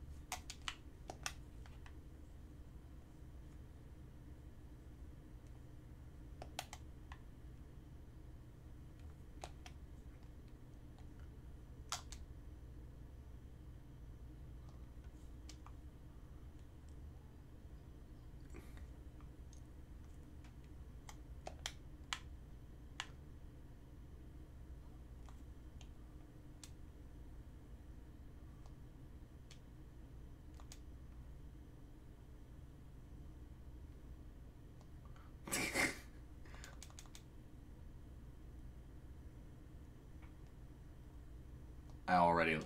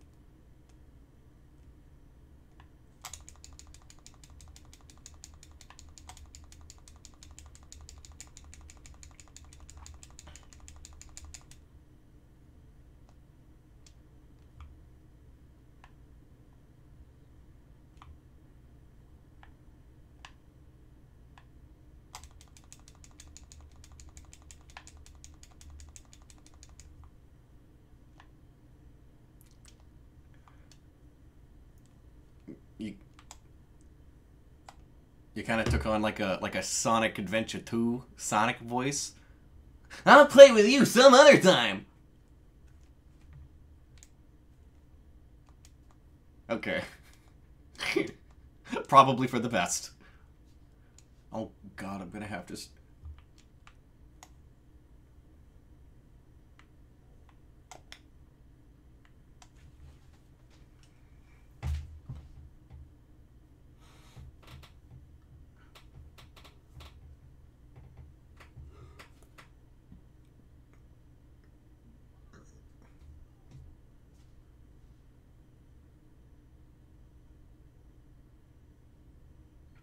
What?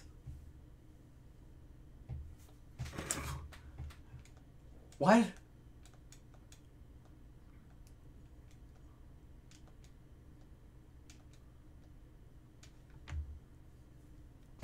The entire being.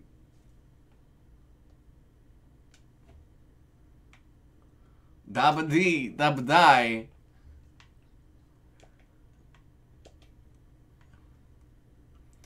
See, when I was a kid, I always heard it as, I'm blue, I would beat up a guy.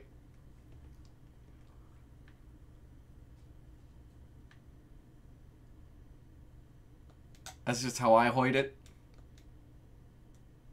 And that's how I heard it.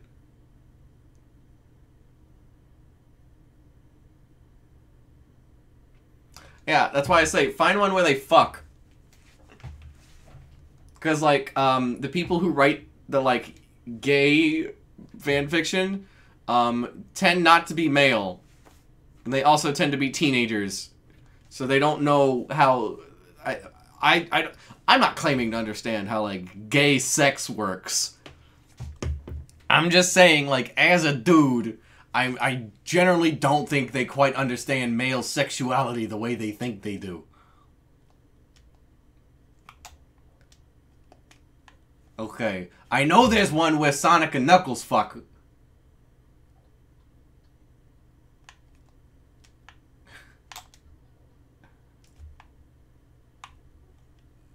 And they had sex for 6 hours, and it good.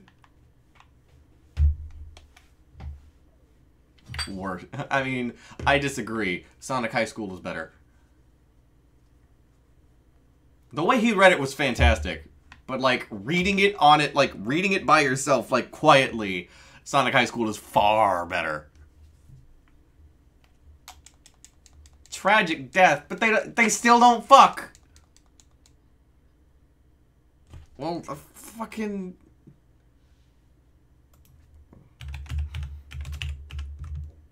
Fine, I'll find my own M-rated Pikmin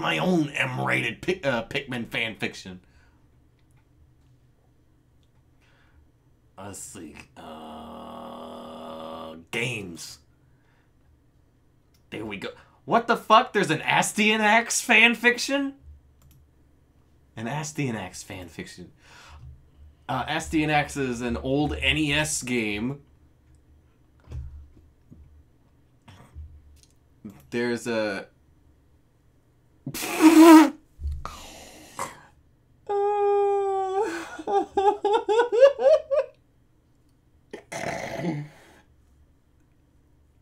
There's a, the first thing I found under Astyanax communities was a favorites list. Someone came up with a favorites list someone put together. And this person who put together this favorites list, their name is Boner Biter. Their name is Boner Biter.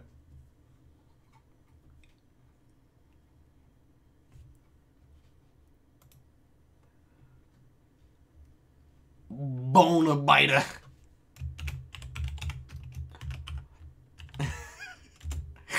He'll bite your bone. Oh no. Oh, there's a Dark Souls one. There's a Dark Souls fan fiction. Oh, this is for communities. Oh, there's a Dark Souls fan fiction community. Oh. Okay. So now I'm gonna see how many Dark Souls. Now I'm gonna look and see how many Dark Souls fanfictions there are. Well, can I filter these alphabetically? Cause this is a fucking mess. I liked it better when these were filtered alphabetically. What? Oh, here we go. The Power of Dragon. Let's see. The Power of Dragon. Oh, no. Rated T. Never mind. Female Vegito. It looks like a female Vegito. Oh, you're looking at the same... You're looking at the same page I am, buckaroo. I think you have to go down. Hold on. Filters. There we go. Rated M, baby!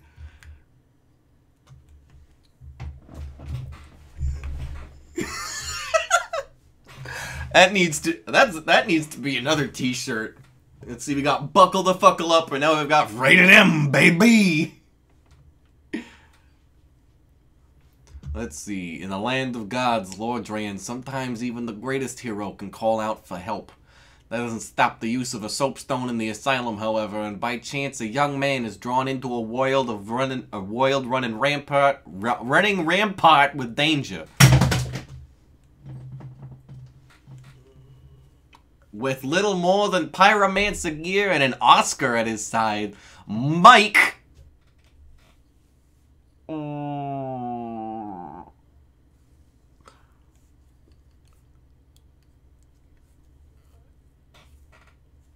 Okay, so that one, I'm assuming that one... Listen, I want the dirtiest fanfiction you can find of Soler cross Siegmeyer. Alright? I want to find the dirty fanfiction of Siegmeyer putting it in Soler's butt.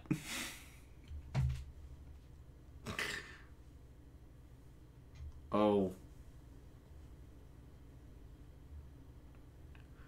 I don't want FF. FF means it's two chicks. I want Soler and Siegmeyer specifically.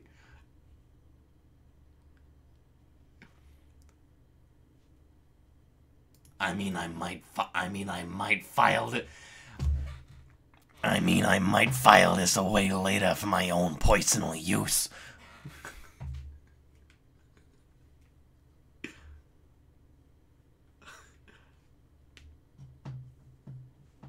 Oh god, no, this is the two... Oh god, no, this is the Spider Sisters. Never mind. The Cold Chaos. By the lesbian head crab.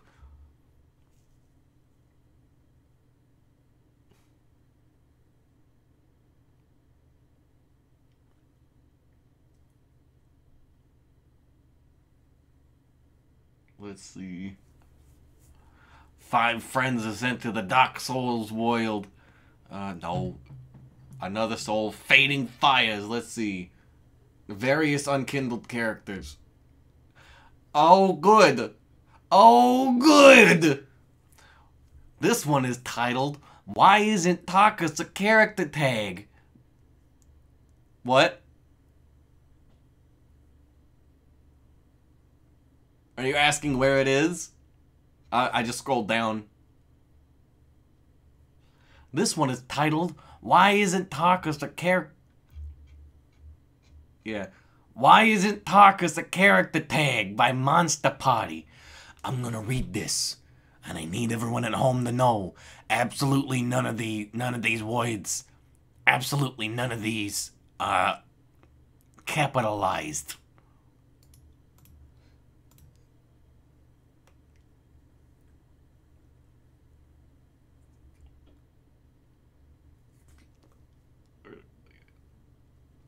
Ooh, ooh, ooh, ooh. Here we go. I think we found our fan fiction. Alright. So, I will be playing Pikmin while you read this.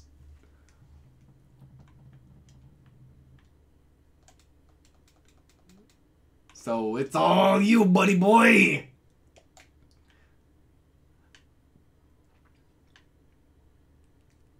Can you feel it, Mr. Krabs? Oh, I found the word cock. Oh, no. Not in that context. Wrong. Nope. I got excited over nothing. False alarm. False alarm. Damn it. Damn it.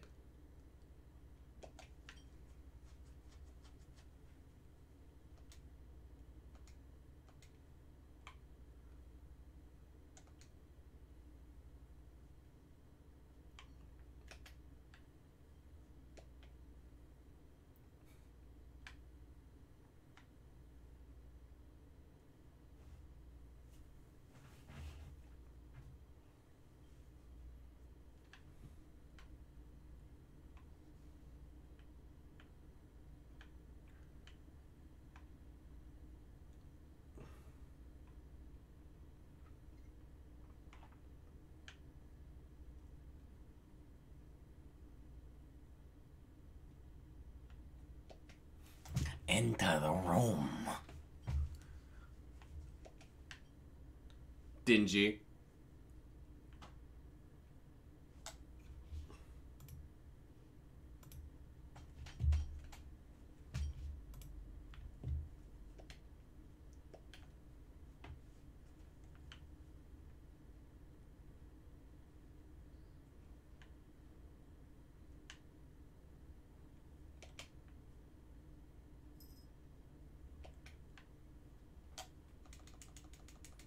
He doesn't pop up. He doesn't. I wouldn't think he'd pop up in fan fiction very often. Really? Okay, if you. Okay, but if your build is right, you can wipe the floor with the Iron Golem without any problems.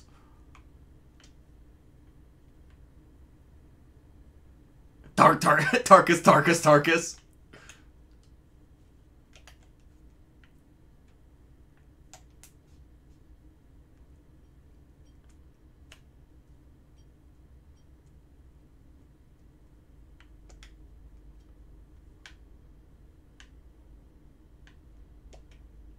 Hespanvi? I don't know what the fuck that means. Rated M, baby!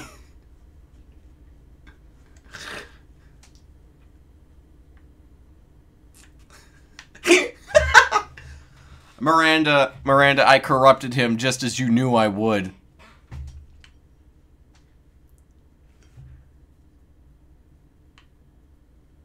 I corrupted him just as you knew I would.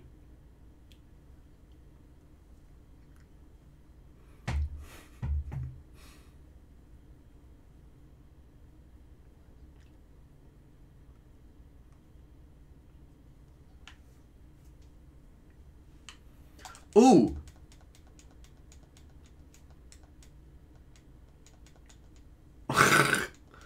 Ooh! That one's oh, Fire Emblem's bound to have some, like, spicy meatballs. Let's get through this one first. And then we'll find some good, M-rated Pikmin fan fiction. Ooh! I've always wanted to read about Steve the Red Pikmin getting fucked in the ass.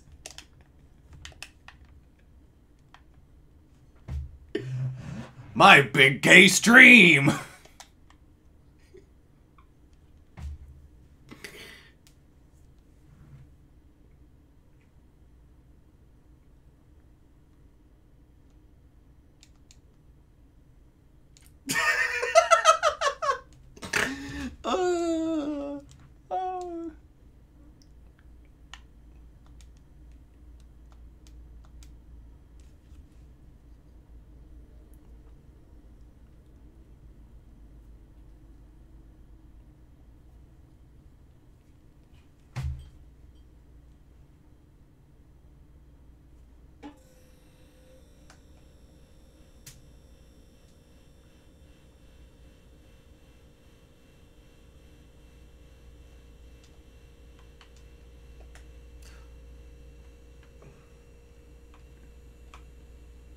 She wants his great.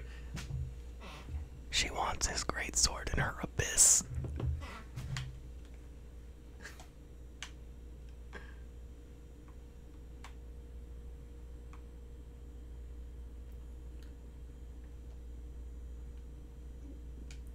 You just gotta believe in yourself. I mean, his shield is fucking ridiculous. It's stupid almost.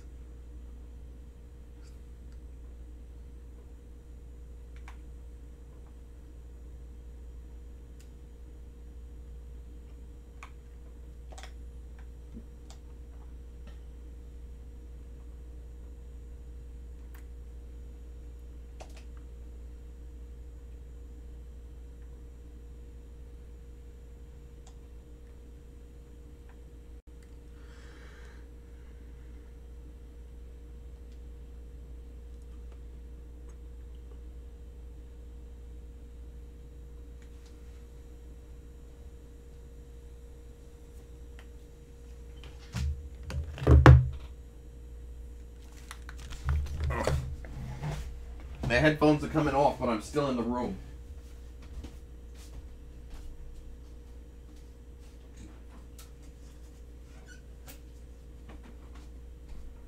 Oh God, my legs.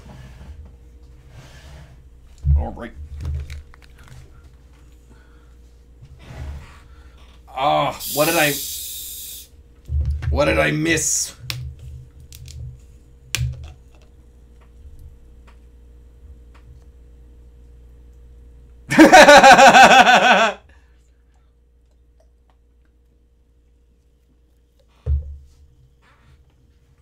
Oh my.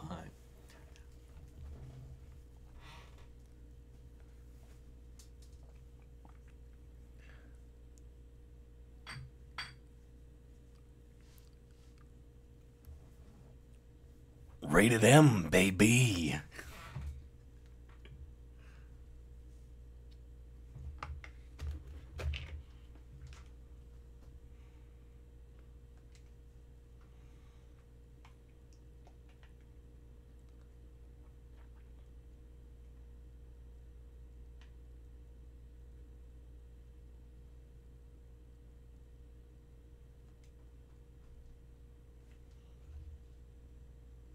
Oh my.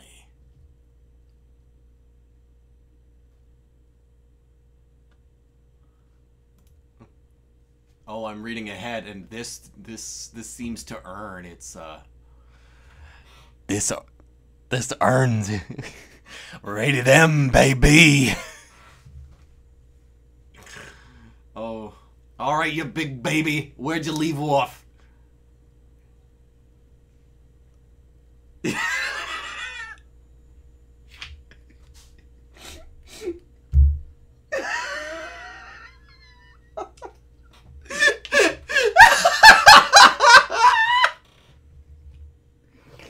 My big gay anime moment. Oh, it's like how Dark Souls 3. It's like the ending of Dark Souls 3. Everything is just converging. All memes converging. All time condensing into one moment.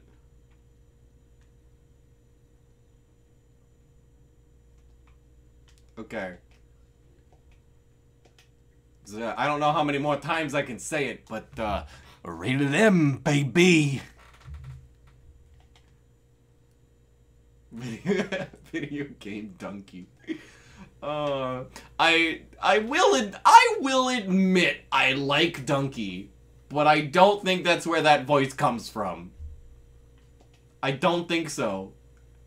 I think I just came up, like, maybe subconsciously, but certainly not consciously.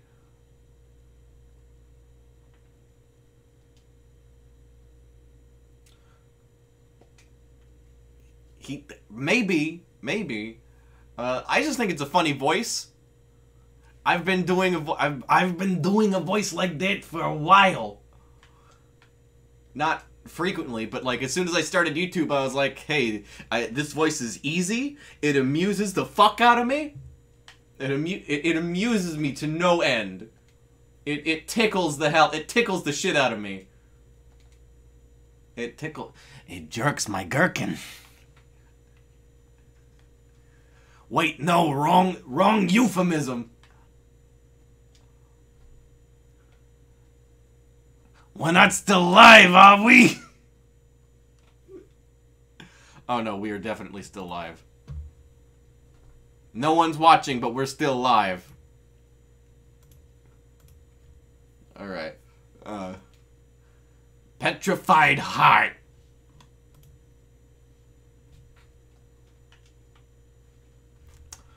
You're not prepared, are you?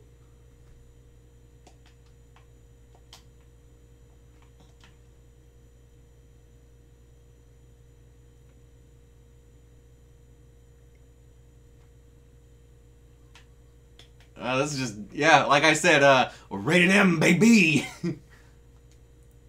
Rated M, baby.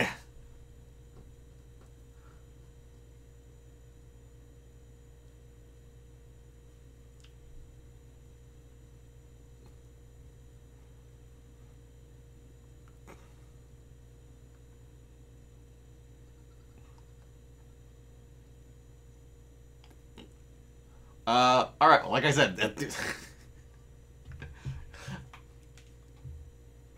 If you can't do it, I will. I have no shame.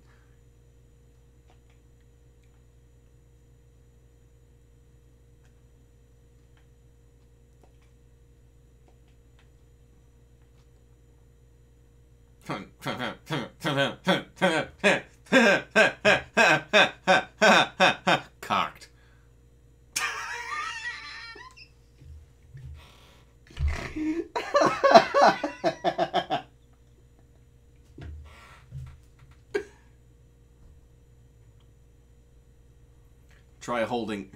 Try holding with both hands.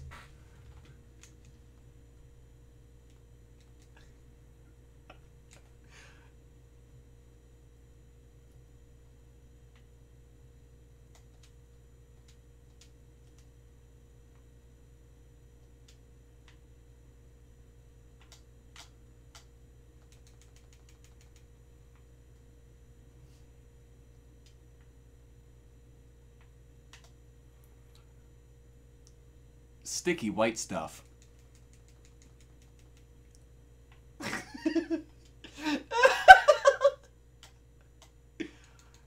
I never said I would help, my friend.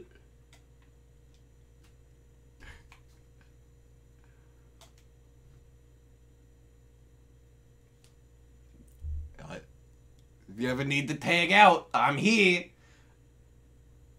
As stated before, I have no shame. This type of Pikmin was not mentioned in your earlier notes.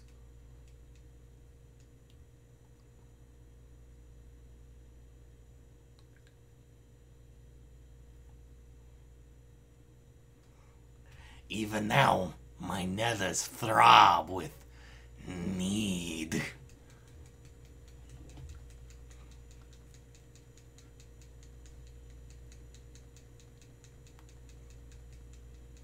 Please, Tarkus. I've been waiting for someone like you to come along for forever. And now that you're here, I can't just let you walk away. Please, just give it to me. Give me everything I need.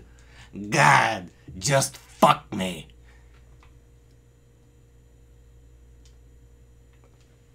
Rated M, baby! The rest is up to you.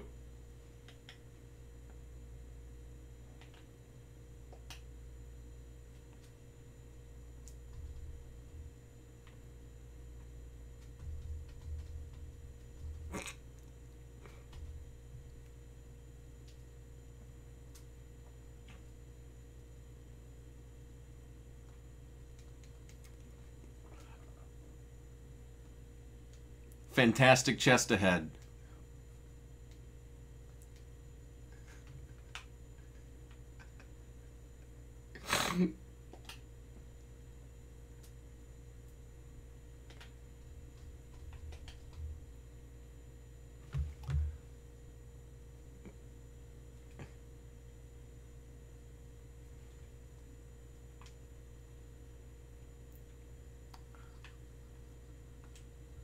What's another one? Oh, finger, but whole.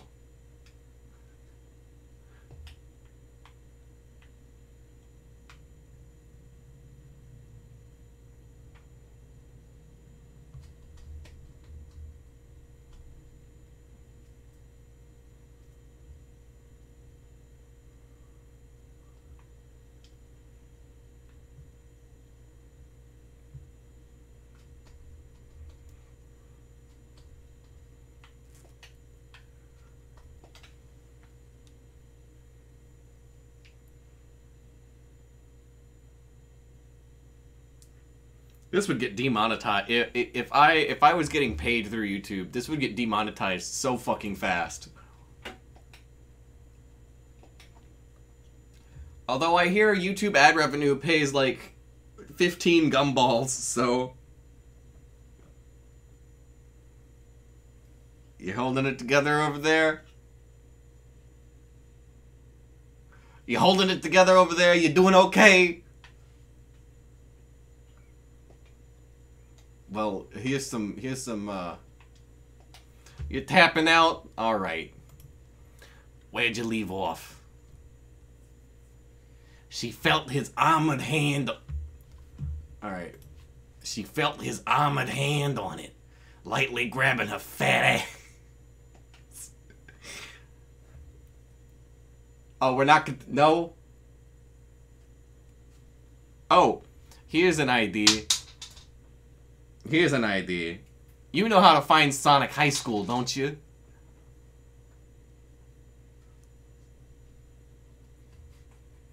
Oh, I didn't hear anything. What the...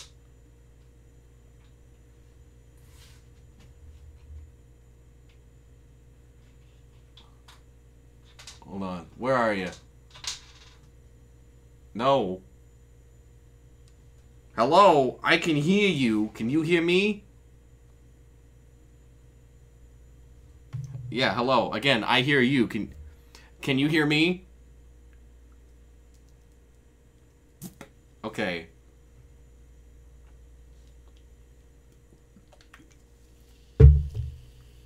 I was just wondering where you were. If you were continuing or what.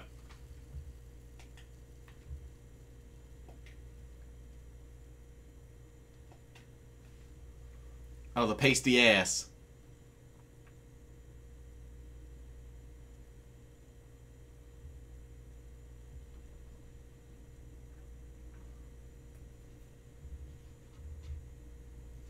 By Monster Party. Sickly Sweet Aroma. Monster Party is the author of this fan fiction.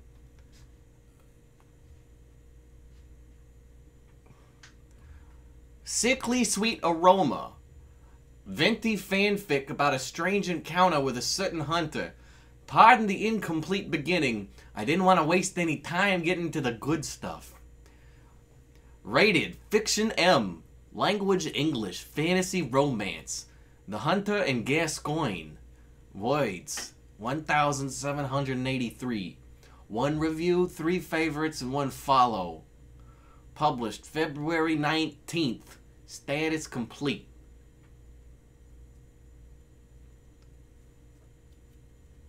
No, I just wanted to point out that this person also wrote a Bloodborne smutfic. You want to find Sonic High School? What's... Yeah, just type it in. Miranda says no. Well, alright. I will respect Miranda. And we will do Sonic High School in a future date. For now, I'm soldiering on. I'm sure several people have. I already know at least one person has, and he's the reason I even know about the fan fiction. His name is Bryn Daniel. So yeah, I know people have already read it on YouTube. That's not something I'm not aware of. I don't think I do not have any pretense that I'm doing anything original. Don't worry. I'm a hack and I know it.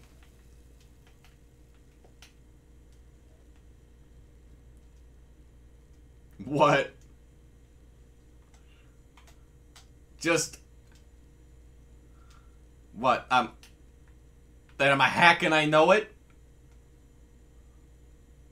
Yeah, it's true. If anyone came to me and was like, dude, all your shit's unoriginal, you're a piece of shit, all you do is copy people, I'd be like, well, I can't disagree. Well, I can't disagree. You damn Skippy. Look at my Pikmin dance, aren't they cute? With their translucent skin and their bulging red eyes.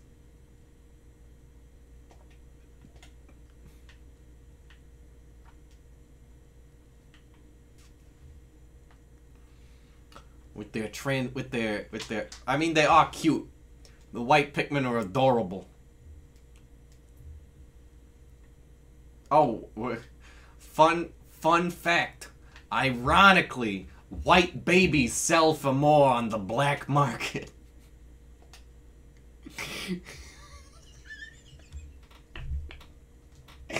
Ironically, white babies sell for...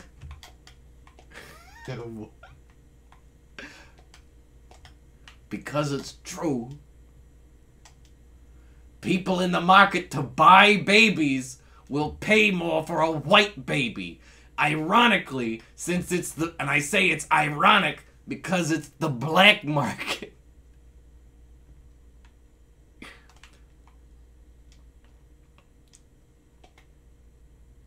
Is that racist? If you think... I think it's racist to say that that's racist. I think that it's... Okay, let me put it this way. I don't think it's racist of me to say it. I think that it's racist that white babies sell for higher. No, like, someone's like... I can only imagine someone being like, I want this... these babies, they're of comparable quality for whatever nefarious use I have for a baby. And they are of the same price. However, one of them is black and the other one is Caucasian. I will go with the white baby. Because I'm not willing to pay that much for a black baby. I think that's what's racist. Me commenting on it, I don't think that's what's racist. I'm not the one buying babies on the black market. I ain't the one buying babies on the black market. You can't call me racist for that. Alright, if I was buying a baby, it'd be all about the quality. How cute is this baby? Alright, and you know what? White babies are ugly. I said it.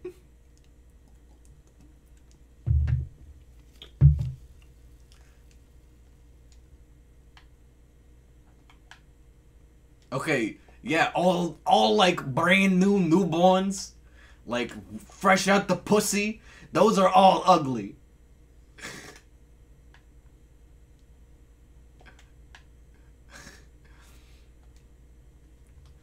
I feel dirty saying that on stream. I have to break character for a second. I have to break character for a second. I feel gross saying that on stream. Not a fan of that word. I was in character.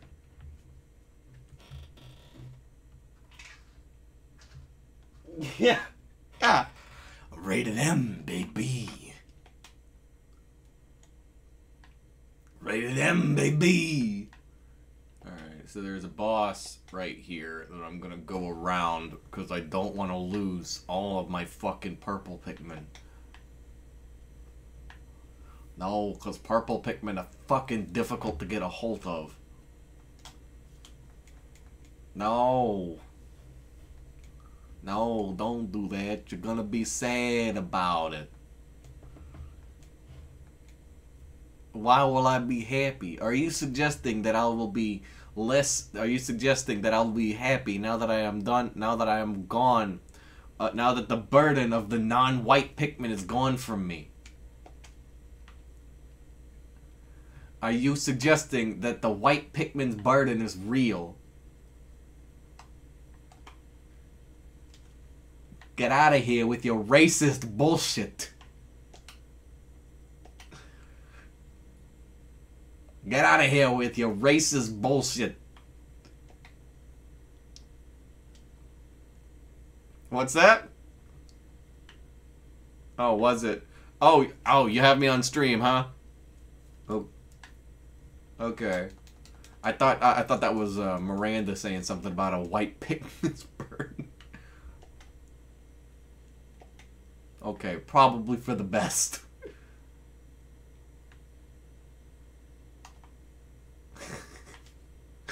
Oh, no. I mean, it's not like I show my face. I have my full name out here. It's not like... How bad could it hurt? How badly could this damage my reputation, really? Probably pretty badly.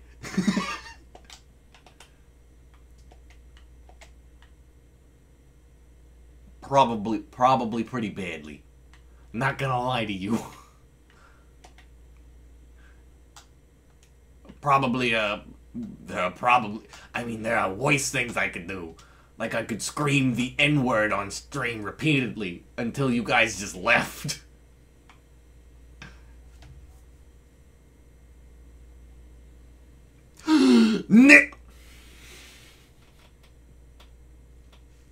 Nickelodeon is objectively worse than Cartoon Network. Fight me. Because I'm right. What did you think I was gonna scream? Come on, guys. Get your heads right.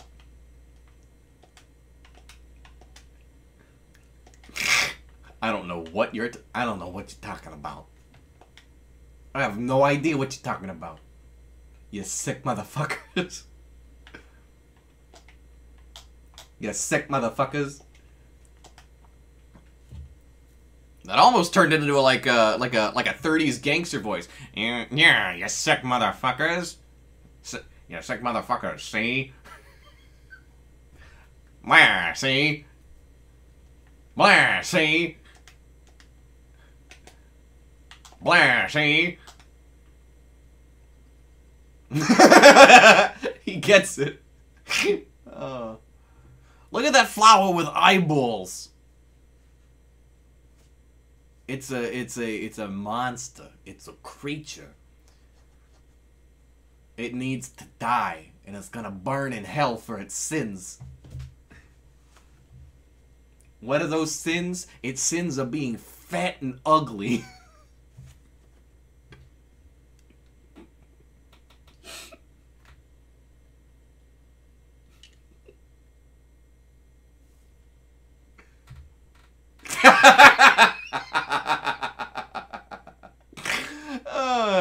Hey man, it's not my rule, it's the rule of douchebag Jesus. Not to be confused with regular Jesus. Alright. Alright. Dear Antoine, please let this be done with! Breaking down a wall with only 15 Pikmin is hard. There they go. What's that? Well, it's because there was like a toxic gas around here. And only the white Pikmin can get around that. Because they're resistant to poison and also poisonous. Meaning if an enemy eats them, they'll take damage and possibly die. You better call poison control! All the poison control? No? Why did you say that? Why would you say that? What made it look like they were all dying? You can't see their health. And most of the time, most of the time with Pikmin, it's a one and done situation. Yeah, you don't see their health. You see enemies' health. Also, you see your own health.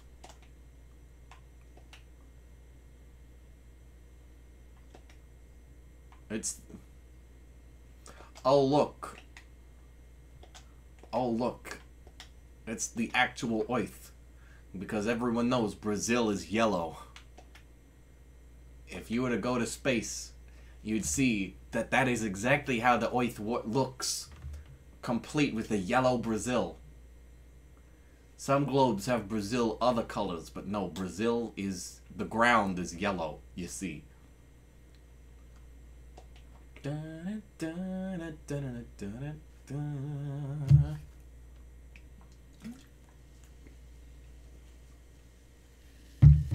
We're just gonna leave his corpse right there.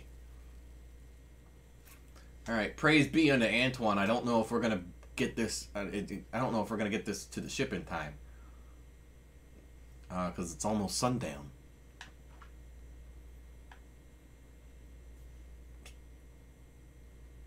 I mean, I can just come back and get it the next day, but it's best if I get it as soon as possible. You don't want your Pikmin away from... You don't want your Pikmin away from you or away from camp. Like, okay, you don't want any stray Pikmin out and about when the sun sets. Huh. Yeah, I could. Alright. Yeah, I'm doing that because it's already doing the countdown. Ah, they were so close! I probably could have done it. But nah. Go to sunset.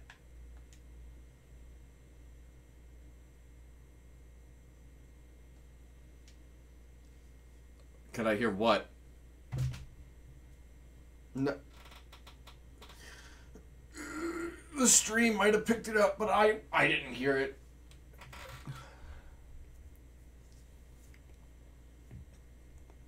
Man, these streams are gonna be more. These streams are gonna be fucking something else. When I move up there. Oh, I hear that.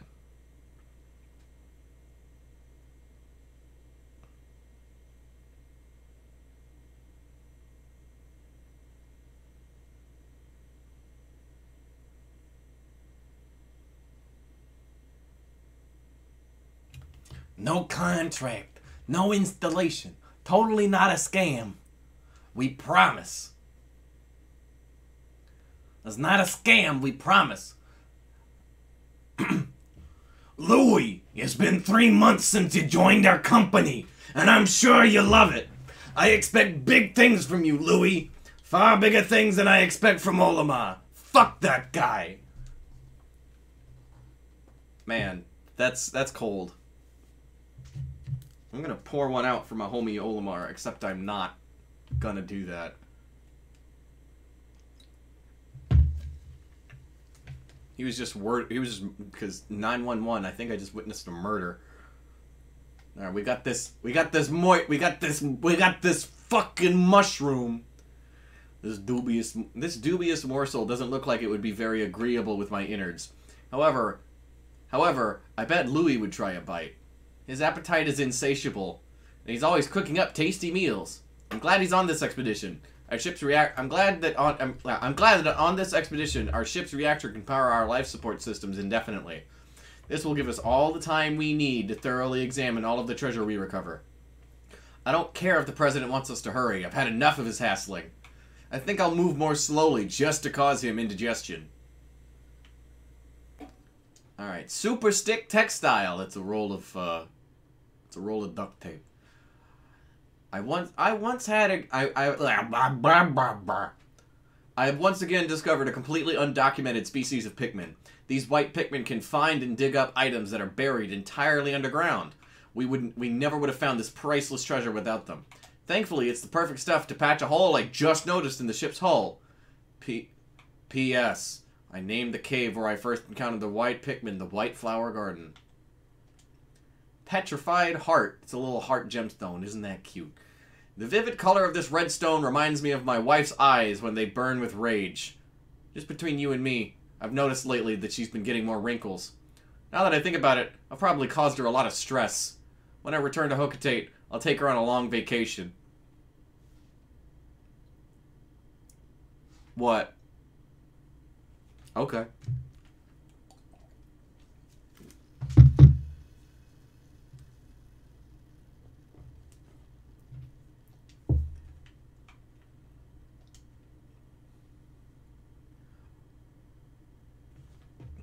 What a strange... Alright, this is the luck wafer, which is in... an ace of spades! The ace of spades! The ace of spades! So am I. My favorite picture of him is this picture of him with a... He's got a fucking katana. And he's like... He's got a... Hold on, let me see if I can find it. If I can't find it, I'll do my best to describe it.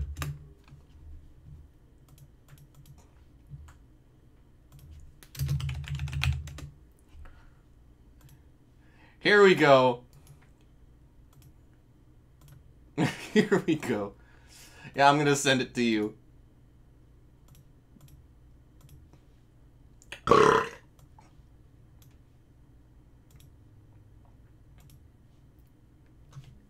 There it is.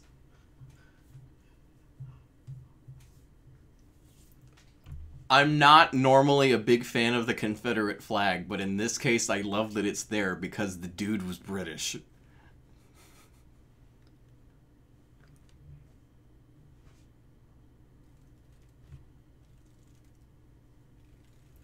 I love his face too. He looks so happy. I'm gonna see if I can put that up on stream here. Hold on. Ah, there we go.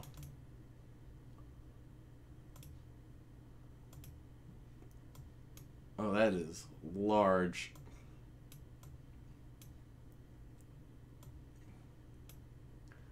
Oh, I accidentally dragged it off screen. Oops. I accidentally dragged it off the capture.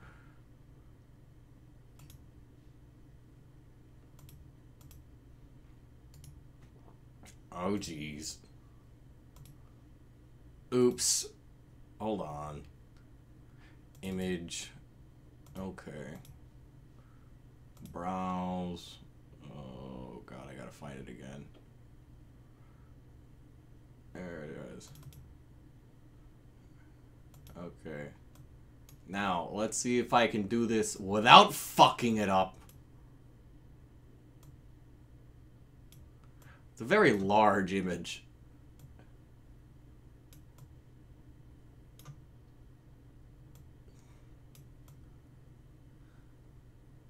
There we go. Look at this beautiful man. Look at this beautiful man right here. Rest in peace, Lemmy Kilmister. Rest in fucking peace.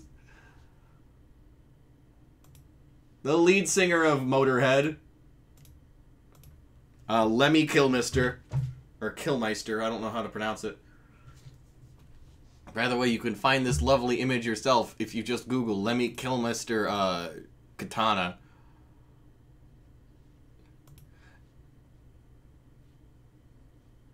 Make it your background image. Alright, what a strange pattern. When I look at it, I can feel good fortune smiling down on me. If I could just buy a lottery ticket right now, I'm sure I'd win. Alright, the Strife Monolith, which as you can see here is a mahjong tile, which I did not know as a kid. Computers view the world in ones and zeros, but my people are different. Our world isn't simply black or white, right or wrong. Everybody's different. Maybe one day the ship will understand that. And maybe one day it won't give me sass when I ask it to collect a slimy specimen.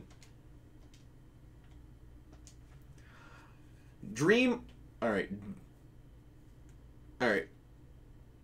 Okay, Dream Architect. It's an old game, and if you don't let's look at this real quick, because some of you younger viewers might not know what this is. This is an old Game & Watch system here. Before the Nintendo Entertainment System, Nintendo came out with these Game & Watch things. Think like the... Oh, geez, I can't make that reference because you won't know what the hell that is either. I'll make it anyway. Think the Tiger Electronics little hand games that I'm sure those are still a thing that you can just buy at like stores, and they're like a football game or whatever. It was a lot like that, and that's where Mr. Game & Watch comes from in Super Smash Brothers. Even though Mr. Game & Watch was never a character before Super Smash Brothers.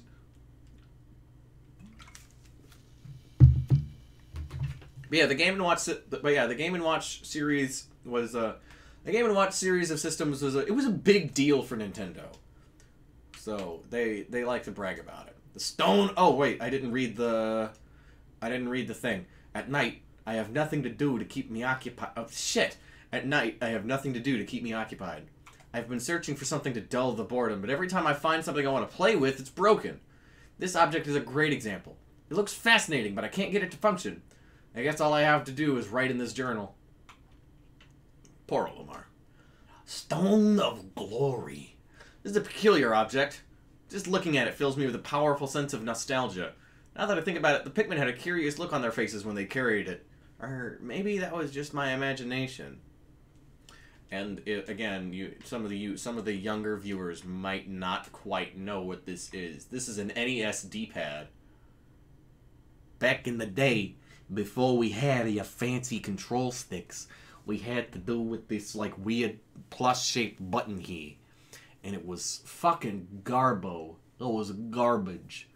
I mean, it wasn't garbage. I mean, you can get more accuracy out of a D-pad, but the control stick is better for like a 3D environment, which is why when the Nintendo 64 came around, that's when they were like, I don't think the D-pad's gonna work the way it oughta. So they came up with the analog stick, and it's like, and the analog stick is not something that Nintendo purely came up with, because before the Nintendo 64, you still had the Sony PlayStation. I mean, it didn't launch with the analog sticks, but it did. But you did have arcade cabinets with joysticks, which were pretty much just D-pads, but with a stick. Whereas an analog stick is a little different. It's a lot more. You got a lot more range of movement. Whereas with the D-pad or an arcade analog stick, actually with an arcade analog stick, with an arcade joystick, it'd be even worse. You'd have four with a D-pad. You've got 8 directions, and with a joystick, you've got 4. So you're better off with an analog stick for 3D environments. But for a 2D game, a D-pad is perfect. It's better than an analog stick. All right, Olimar's journal. The cave we searched today was lined with flame-spewing spouts. The temperature in the cave was absolutely stifling. Oh, that reminds me. I completely forgot to tell Louie about Red Pikmin.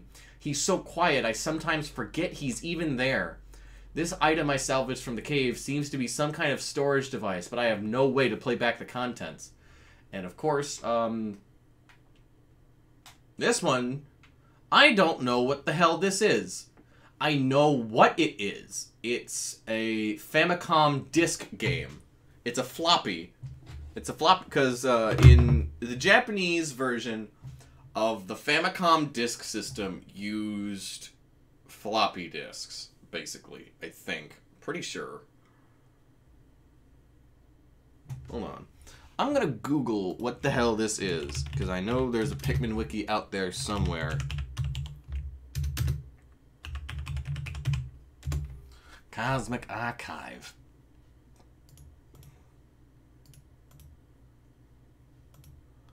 Let's see. Family Computer Disk System disc of the game Nazo no Murasame Jo, Mysterious Murasame Castle, or Murasame's Mysterious Castle. Okay, so yeah, it's a... Yeah. It's a... Yeah. It's a Famicom disc. It's a Famicom disc. And let's just...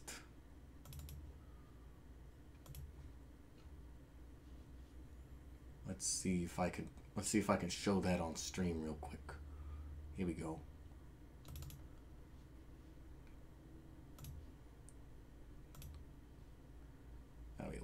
Let me enlarge that real quick. See, there you go. Here's a picture of that exact disc of that exact floppy with its case on the left, and this is Murasame's Mysterious Castle, which I don't know anything about this game. I just know that I remember reading somewhere that the floppy disk in Pikmin 2 was the Famicom disc for The Legend of Zelda. I just know that was false. So now we know what game it is. Murasame's Mysterious Castle. So that's what game that is. And then I already read the description. And the survival ointment. In a survival situation, the most important things are water, courage, and a first aid kit. I've got water and an endless supply of courage, but I don't have a first aid kit. Sometimes I don't have a whole lot of motivation either. I may be a daring explorer, but sometimes I just want to loaf around all day and sleep. Wait. What if the president reads this journal? I'd never dream of slacking off on the job. Yeah. Alien billboard. There are several different patterns drawn in this object's surface. They appear to be characters or letters, but I can't make any sense of them. This is just an educated guess, but I wonder if this object is a kind of alien bulletin board.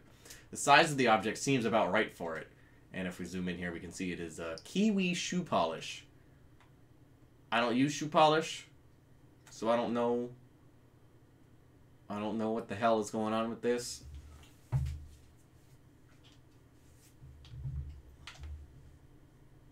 And then if we zoom in on this one, it's chapstick. Chapstick lip balm. Again, there's a lot of product placement in this game, and I really don't know. I would love to have been like a fly on the wall when Nintendo was like, all right, my dudes, let's go. When like whoever pitched this idea, probably Miyamoto himself. Let's be real, the dude's crazy. I would love to have been a fly on the wall when Miyamoto was like, all right, and because it's not pointless product placement. Like in a lot of movies, it actually makes sense that there would be product placement, because like you're just finding random shit.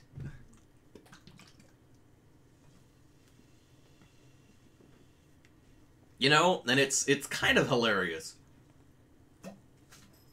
But yeah, I would have loved to have been. There we go. I guess that's how it works. Today I delivered an impromptu lecture on the basics of wilderness survival. As Louis' superior, it's my responsibility to teach him these skills.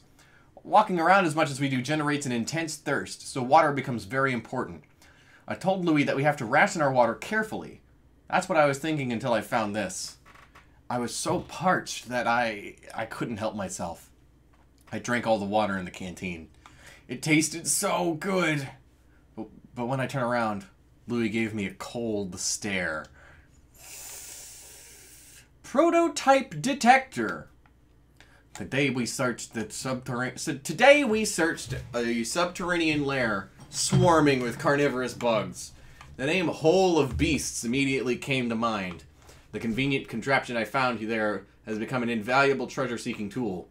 When it approaches a piece of treasure, the gadget beeps, and the needle moves to the right. When all of the treasure in an area has been collected, the device powers down. When we left Hocotate, I thought we'd never be able to pay off the company's debt. But thanks to this gadget, I'm feeling optimistic about the outcome of this daring mission. And if we zoom here, this is the electronic love tester. And some of you may not think this is significant at all. But this is actually something Nintendo came out with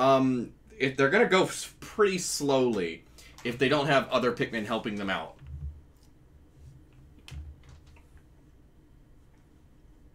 Which is why, even though I had more than enough purple Pikmin to carry this, I enlisted the help of all of my red Pikmin as well. Because I don't want this to take all fucking day.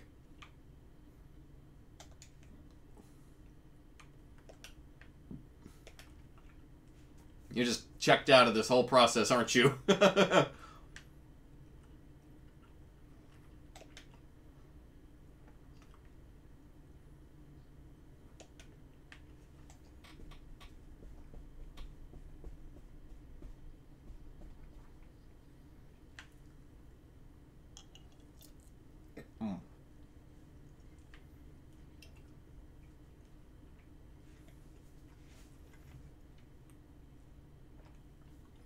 Alright, there we go.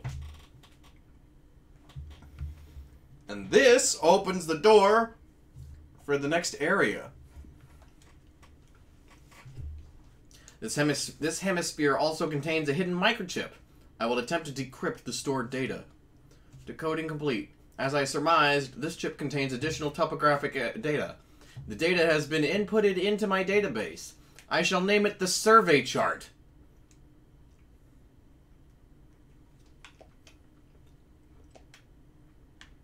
And with that, we've opened up the third area, which is going to be the last area for a long time. Not the actual last area in the game, but we're not going to have up until we pay the debt. It's going to be the last area. But unlike the first game, there's a shit ton to do in all of these areas. Which is why you cannot finish this game. I don't think you can. I don't think you can do everything you need to do in 30 days. I think maybe you can pay the debt in 30 days, but you can't do both things in 30 days.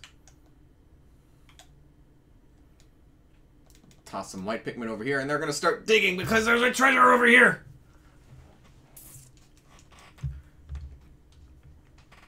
Here's a hint as to what this. Yes. 2 hours, 58 minutes.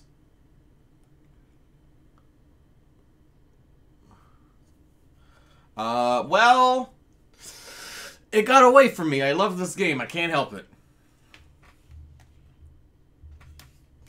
I mean, I haven't reached a place where it's like, okay, this is a good place to cut it off. Alright, just like our Lord and Savior Shrek, this treasure has many layers.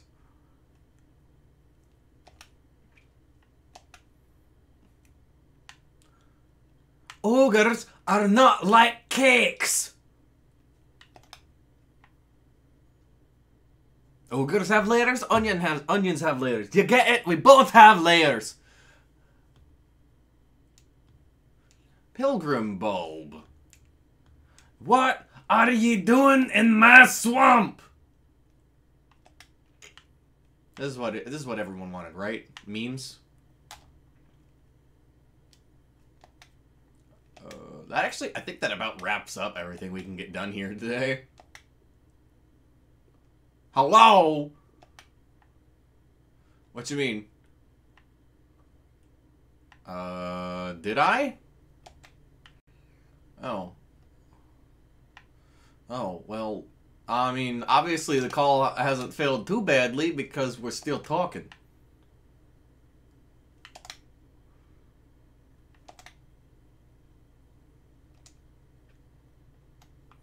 Oh, well, I didn't even have to answer. It is weird. All right, I'm gonna beef up my Pikmin here with my red farts.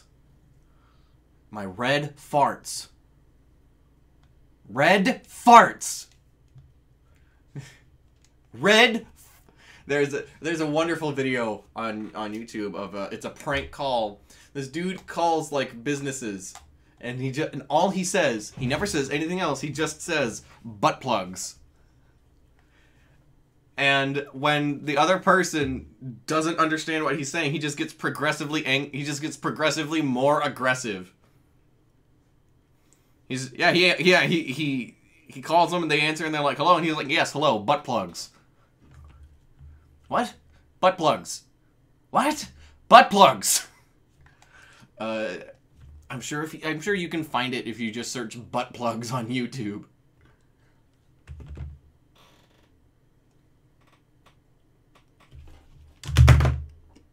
I'm sure it's not all that dangerous.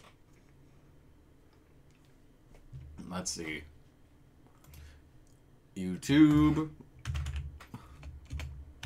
butt plugs. Yeah, the very first thing here. Prank call butt plug.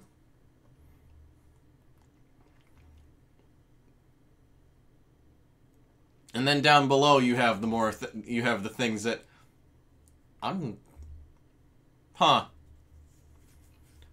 I'm curious how a lot of these are like allowed on YouTube, because these all have like very suggestive thumbnails.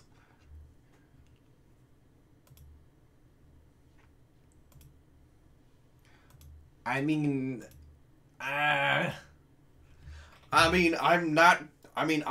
not conservative, but I'm sure if I was just like, hey YouTube, look at my penis.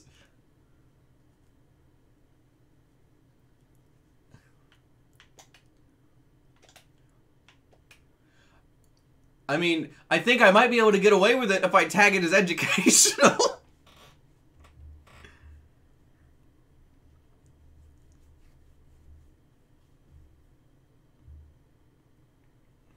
You were cutting out super bad. You sound pretty bad. I am not catching anything you're saying. Oh god, even your laughter is like creepy and like roboticized and slowed down. I gotta say, I'm not a fan.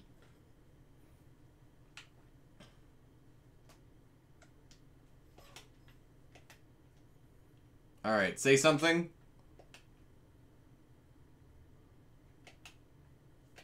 Hello? I think the call dropped.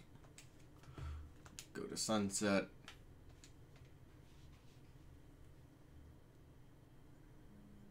Oh. Accept. Messenger call. Hello? It dropped, huh? Yes, I can. What's different? Oh. I get...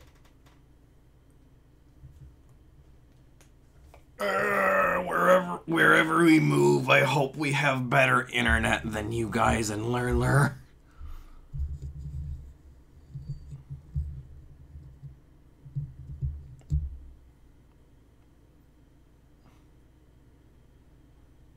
Yeah, his internet is trash.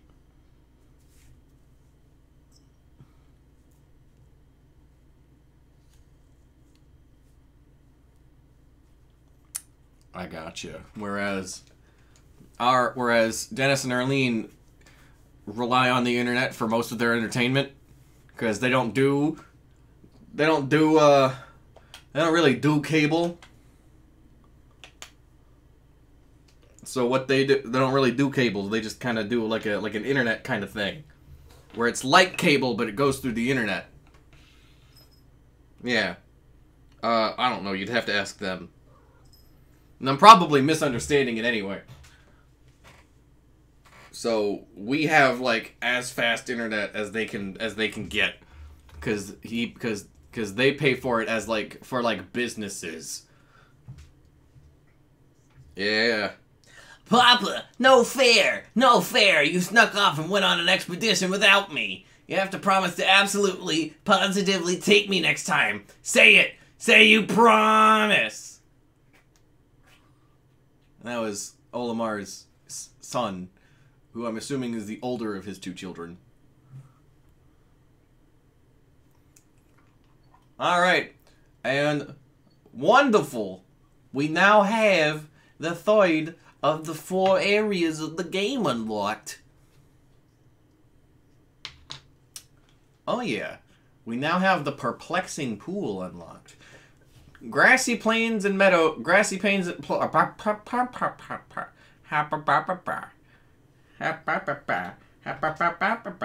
my cat's looking at me like, what the fuck is wrong with you?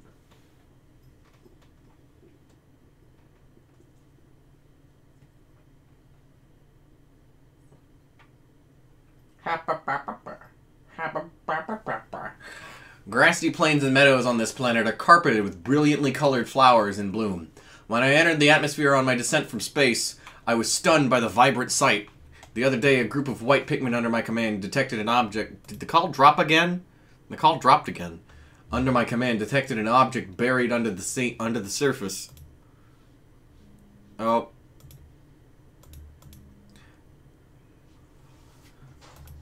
Hello? Hello? Hello?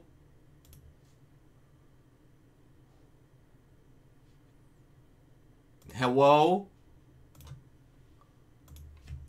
Buried under the surface and immediately began to dig up this colossal flower bulb.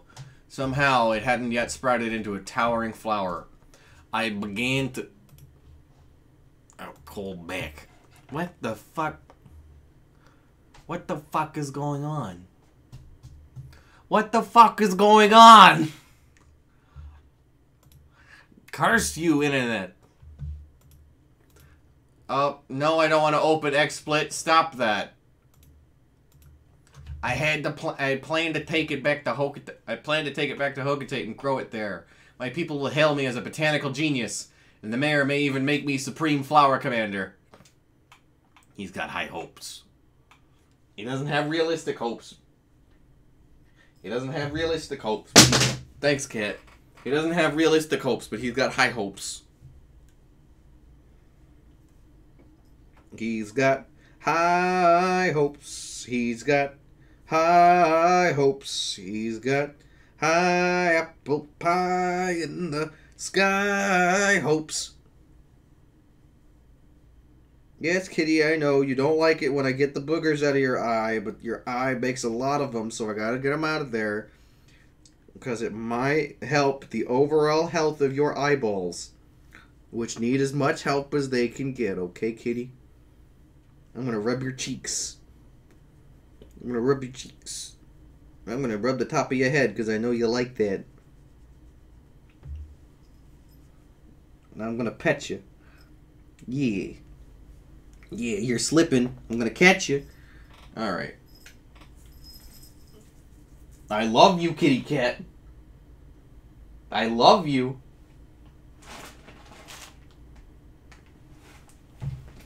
I love you, dog! Did the call drop again? Cool. The interior of this hemisphere contains a chip coated with charts detailing a new region. I explored this forest the last time I was here, but it's clear that it has undergone some dramatic changes. The plants and animals have also evolved significantly. I've given this forest a new name, the Awakening Wood.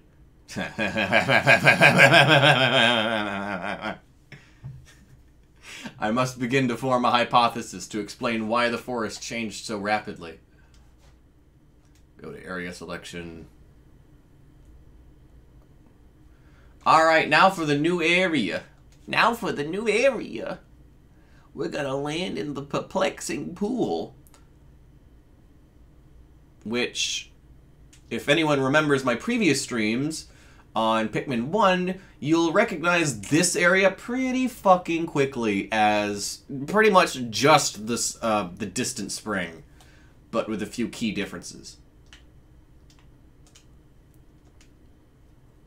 Like, the layout's a little bit different, and there's less water here. Like, less of this area is just completely flooded. It's smaller. It's a smaller area. I mean, it's a smaller area than it was in the first game, and also parts of this area that were not flooded in the first game are flooded here. I got your foot. What you gonna do about it? Ow! That's what you're gonna do about it. Oh, look who's here! It's the yellow Pikmin!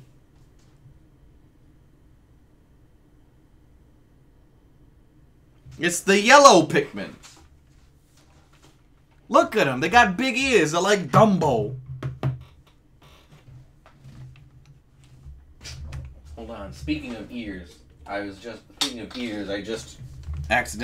accidentally reminded myself. Come here. Come here, kitty cat. Come here. Yes, I know. I know, you're not excited about this. I'm not either. Hold still. Oh, you're being such a good boy. You're being such a good boy. Thank you. Look at that. Look how dirty that ear was. Look how dirty that ear was. Oh, you knocked it out of my hand. Well, I hit the floor so I can't put it back in his ear.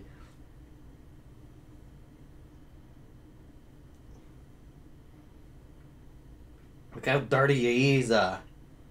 Well, they're not dirty. Not necessarily. It's just it's time to clean them. It's time to clean your ears. Thank you for being such a good kitty cat.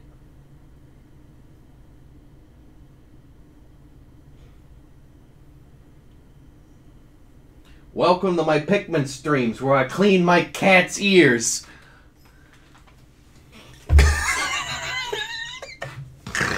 Oh. Sorry about that. He needed his ears cleaned.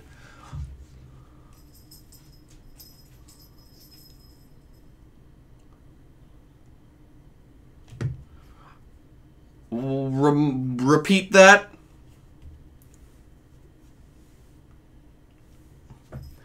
Ooh. Ooh, that sounds really bad. They are yellow Pikmin. You encountered them when you crashed on this planet, correct?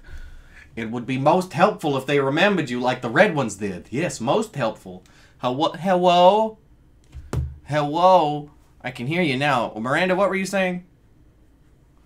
Because I never do it. I clean his ears pretty often, actually.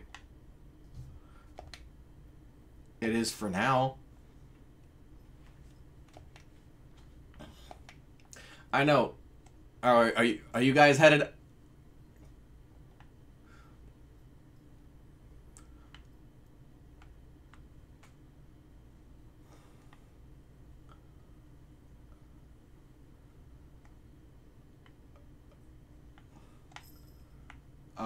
I caught absolutely none of that.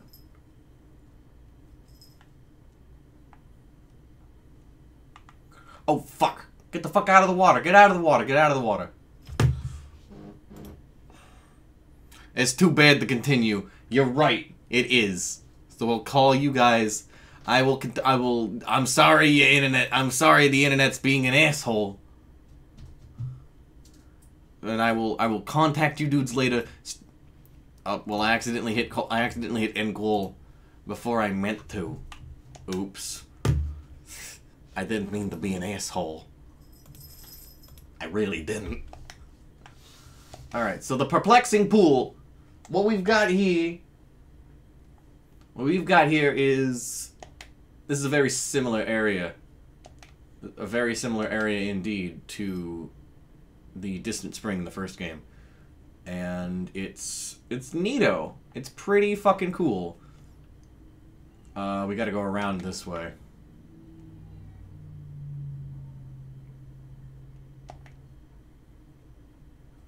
There's a lot of electric fences up over here.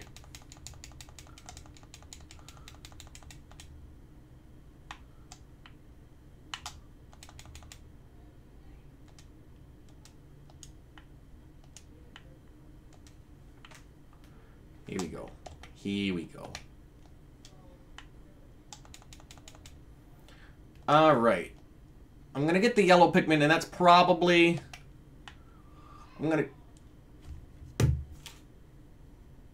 I'm hearing yelling, and I don't know why. Alright. Oh well. Doesn't involve me. Alright. I'm gonna get the yellow Pikmin, and that's probably where I'm gonna end this stream. Because I do have things I need to get done around this time. You motherfucker. You motherfucker. You piece of shit motherfucker.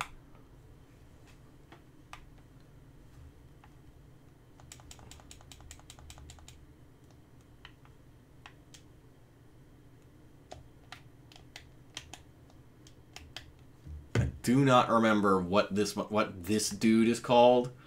I do know you cannot have other Pikmin try and kill him. Because it just won't work. Because they'll touch him and die because he's on fire.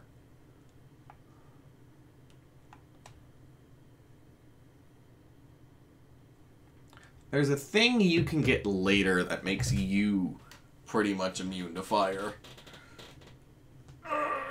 Oh. Where'd my cat go? Oh well.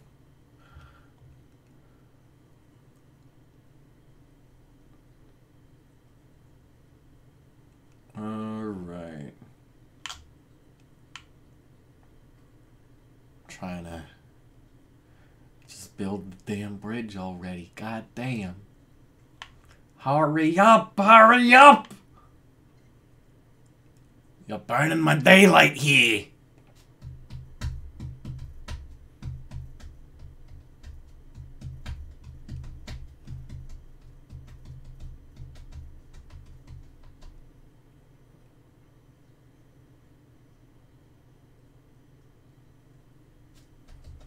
Yeah, I see that, but I need the yellow Pikmin to get it.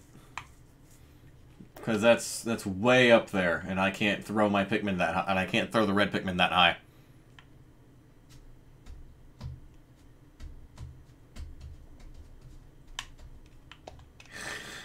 Ugh. I like Pikmin, but there is a lot of waiting involved. And that might be a major turnoff to some people. Not as much waiting in this game as there is in the second game. And I believe in the third game there's less waiting still. But, like, it's still, you still have a lot of waiting. What are you owing about? The fact that I can't reach it from here?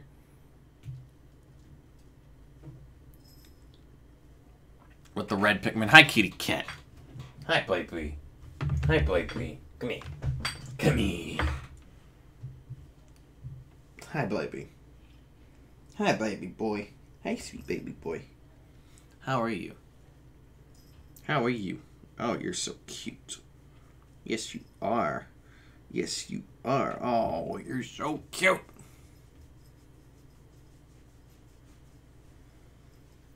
All right. He wants attention today.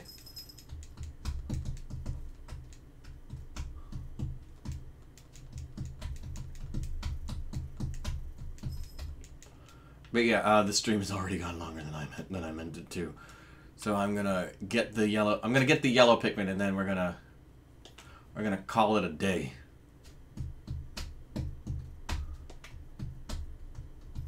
And then I'll probably stream more tomorrow.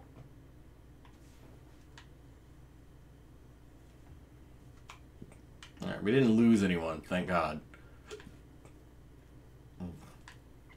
Yeah, you can carry all that back to the onion later.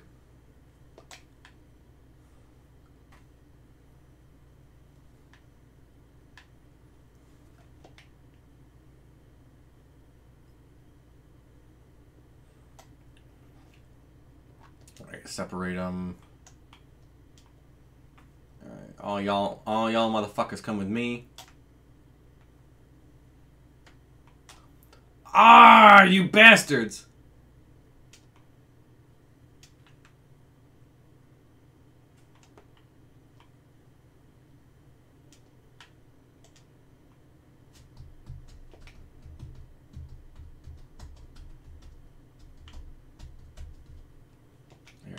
So we beat this dude, and again, if any color other than red touches them, they die because he's on fucking fire.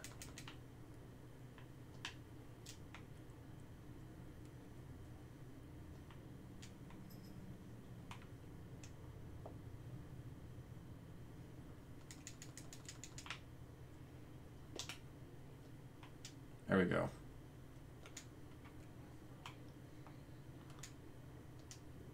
Alright, disband them. Have you dudes come over here. Mr. Gorbachev, tear down this wall.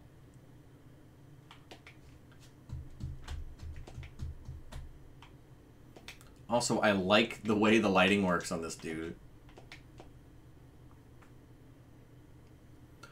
Yeah. Pikmin get eaten a lot in this game. It's if you're on the darker, gorier side of the Vor spectrum, you might enjoy it. I hate Vor though, so I don't enjoy it. It's pretty brutal. Like the first game, like I said, in the first game, your Pikmin get crushed a lot. Crushed, burned, eaten, blown up. This game, there are a whole lot more ways for your Pikmin to die. Because let's see, there's poison, there's electricity, there's acid, they could just drown. There's, again, fire is back. And of course, they can always just be eaten.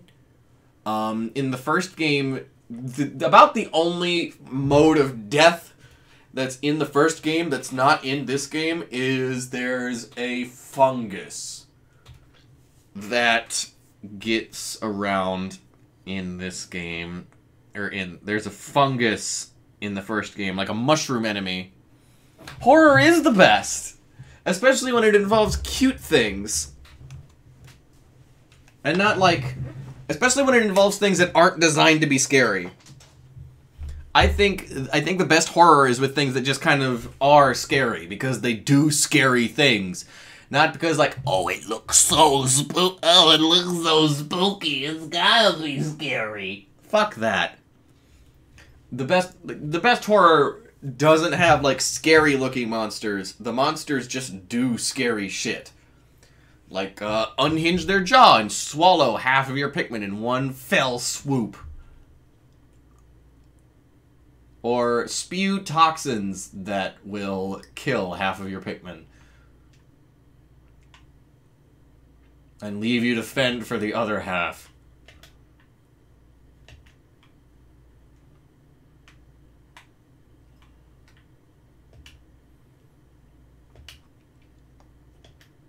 Alright, here we go. Here we go. So they're finally here.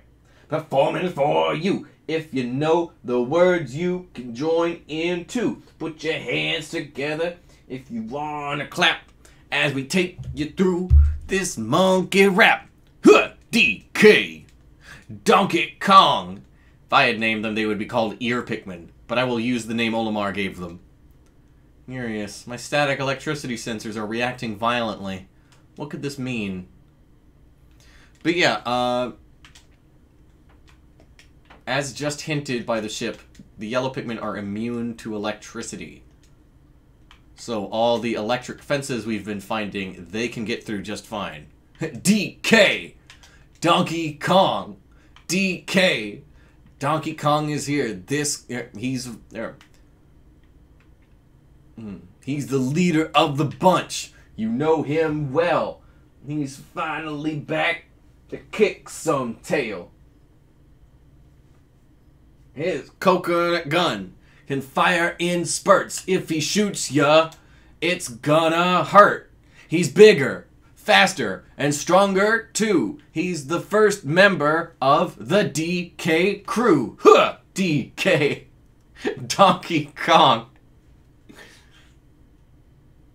And the cat's looking at me like, what in the hell are you doing now?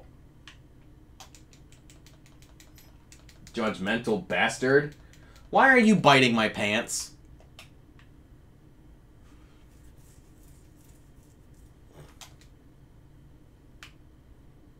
Yeah.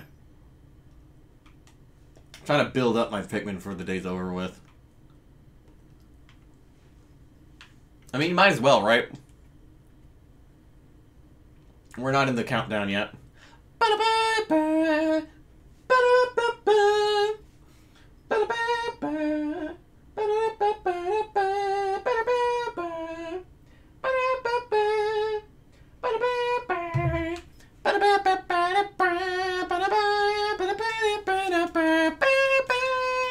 I grew up with that game, dude.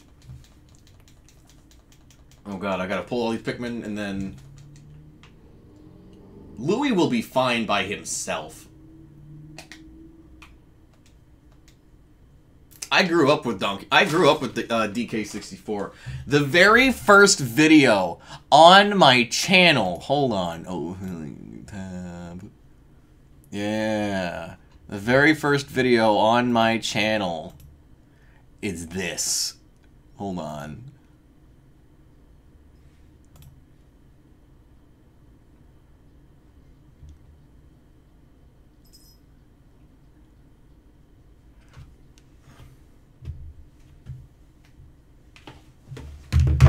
Oh, jeez, I felt my phone buzz.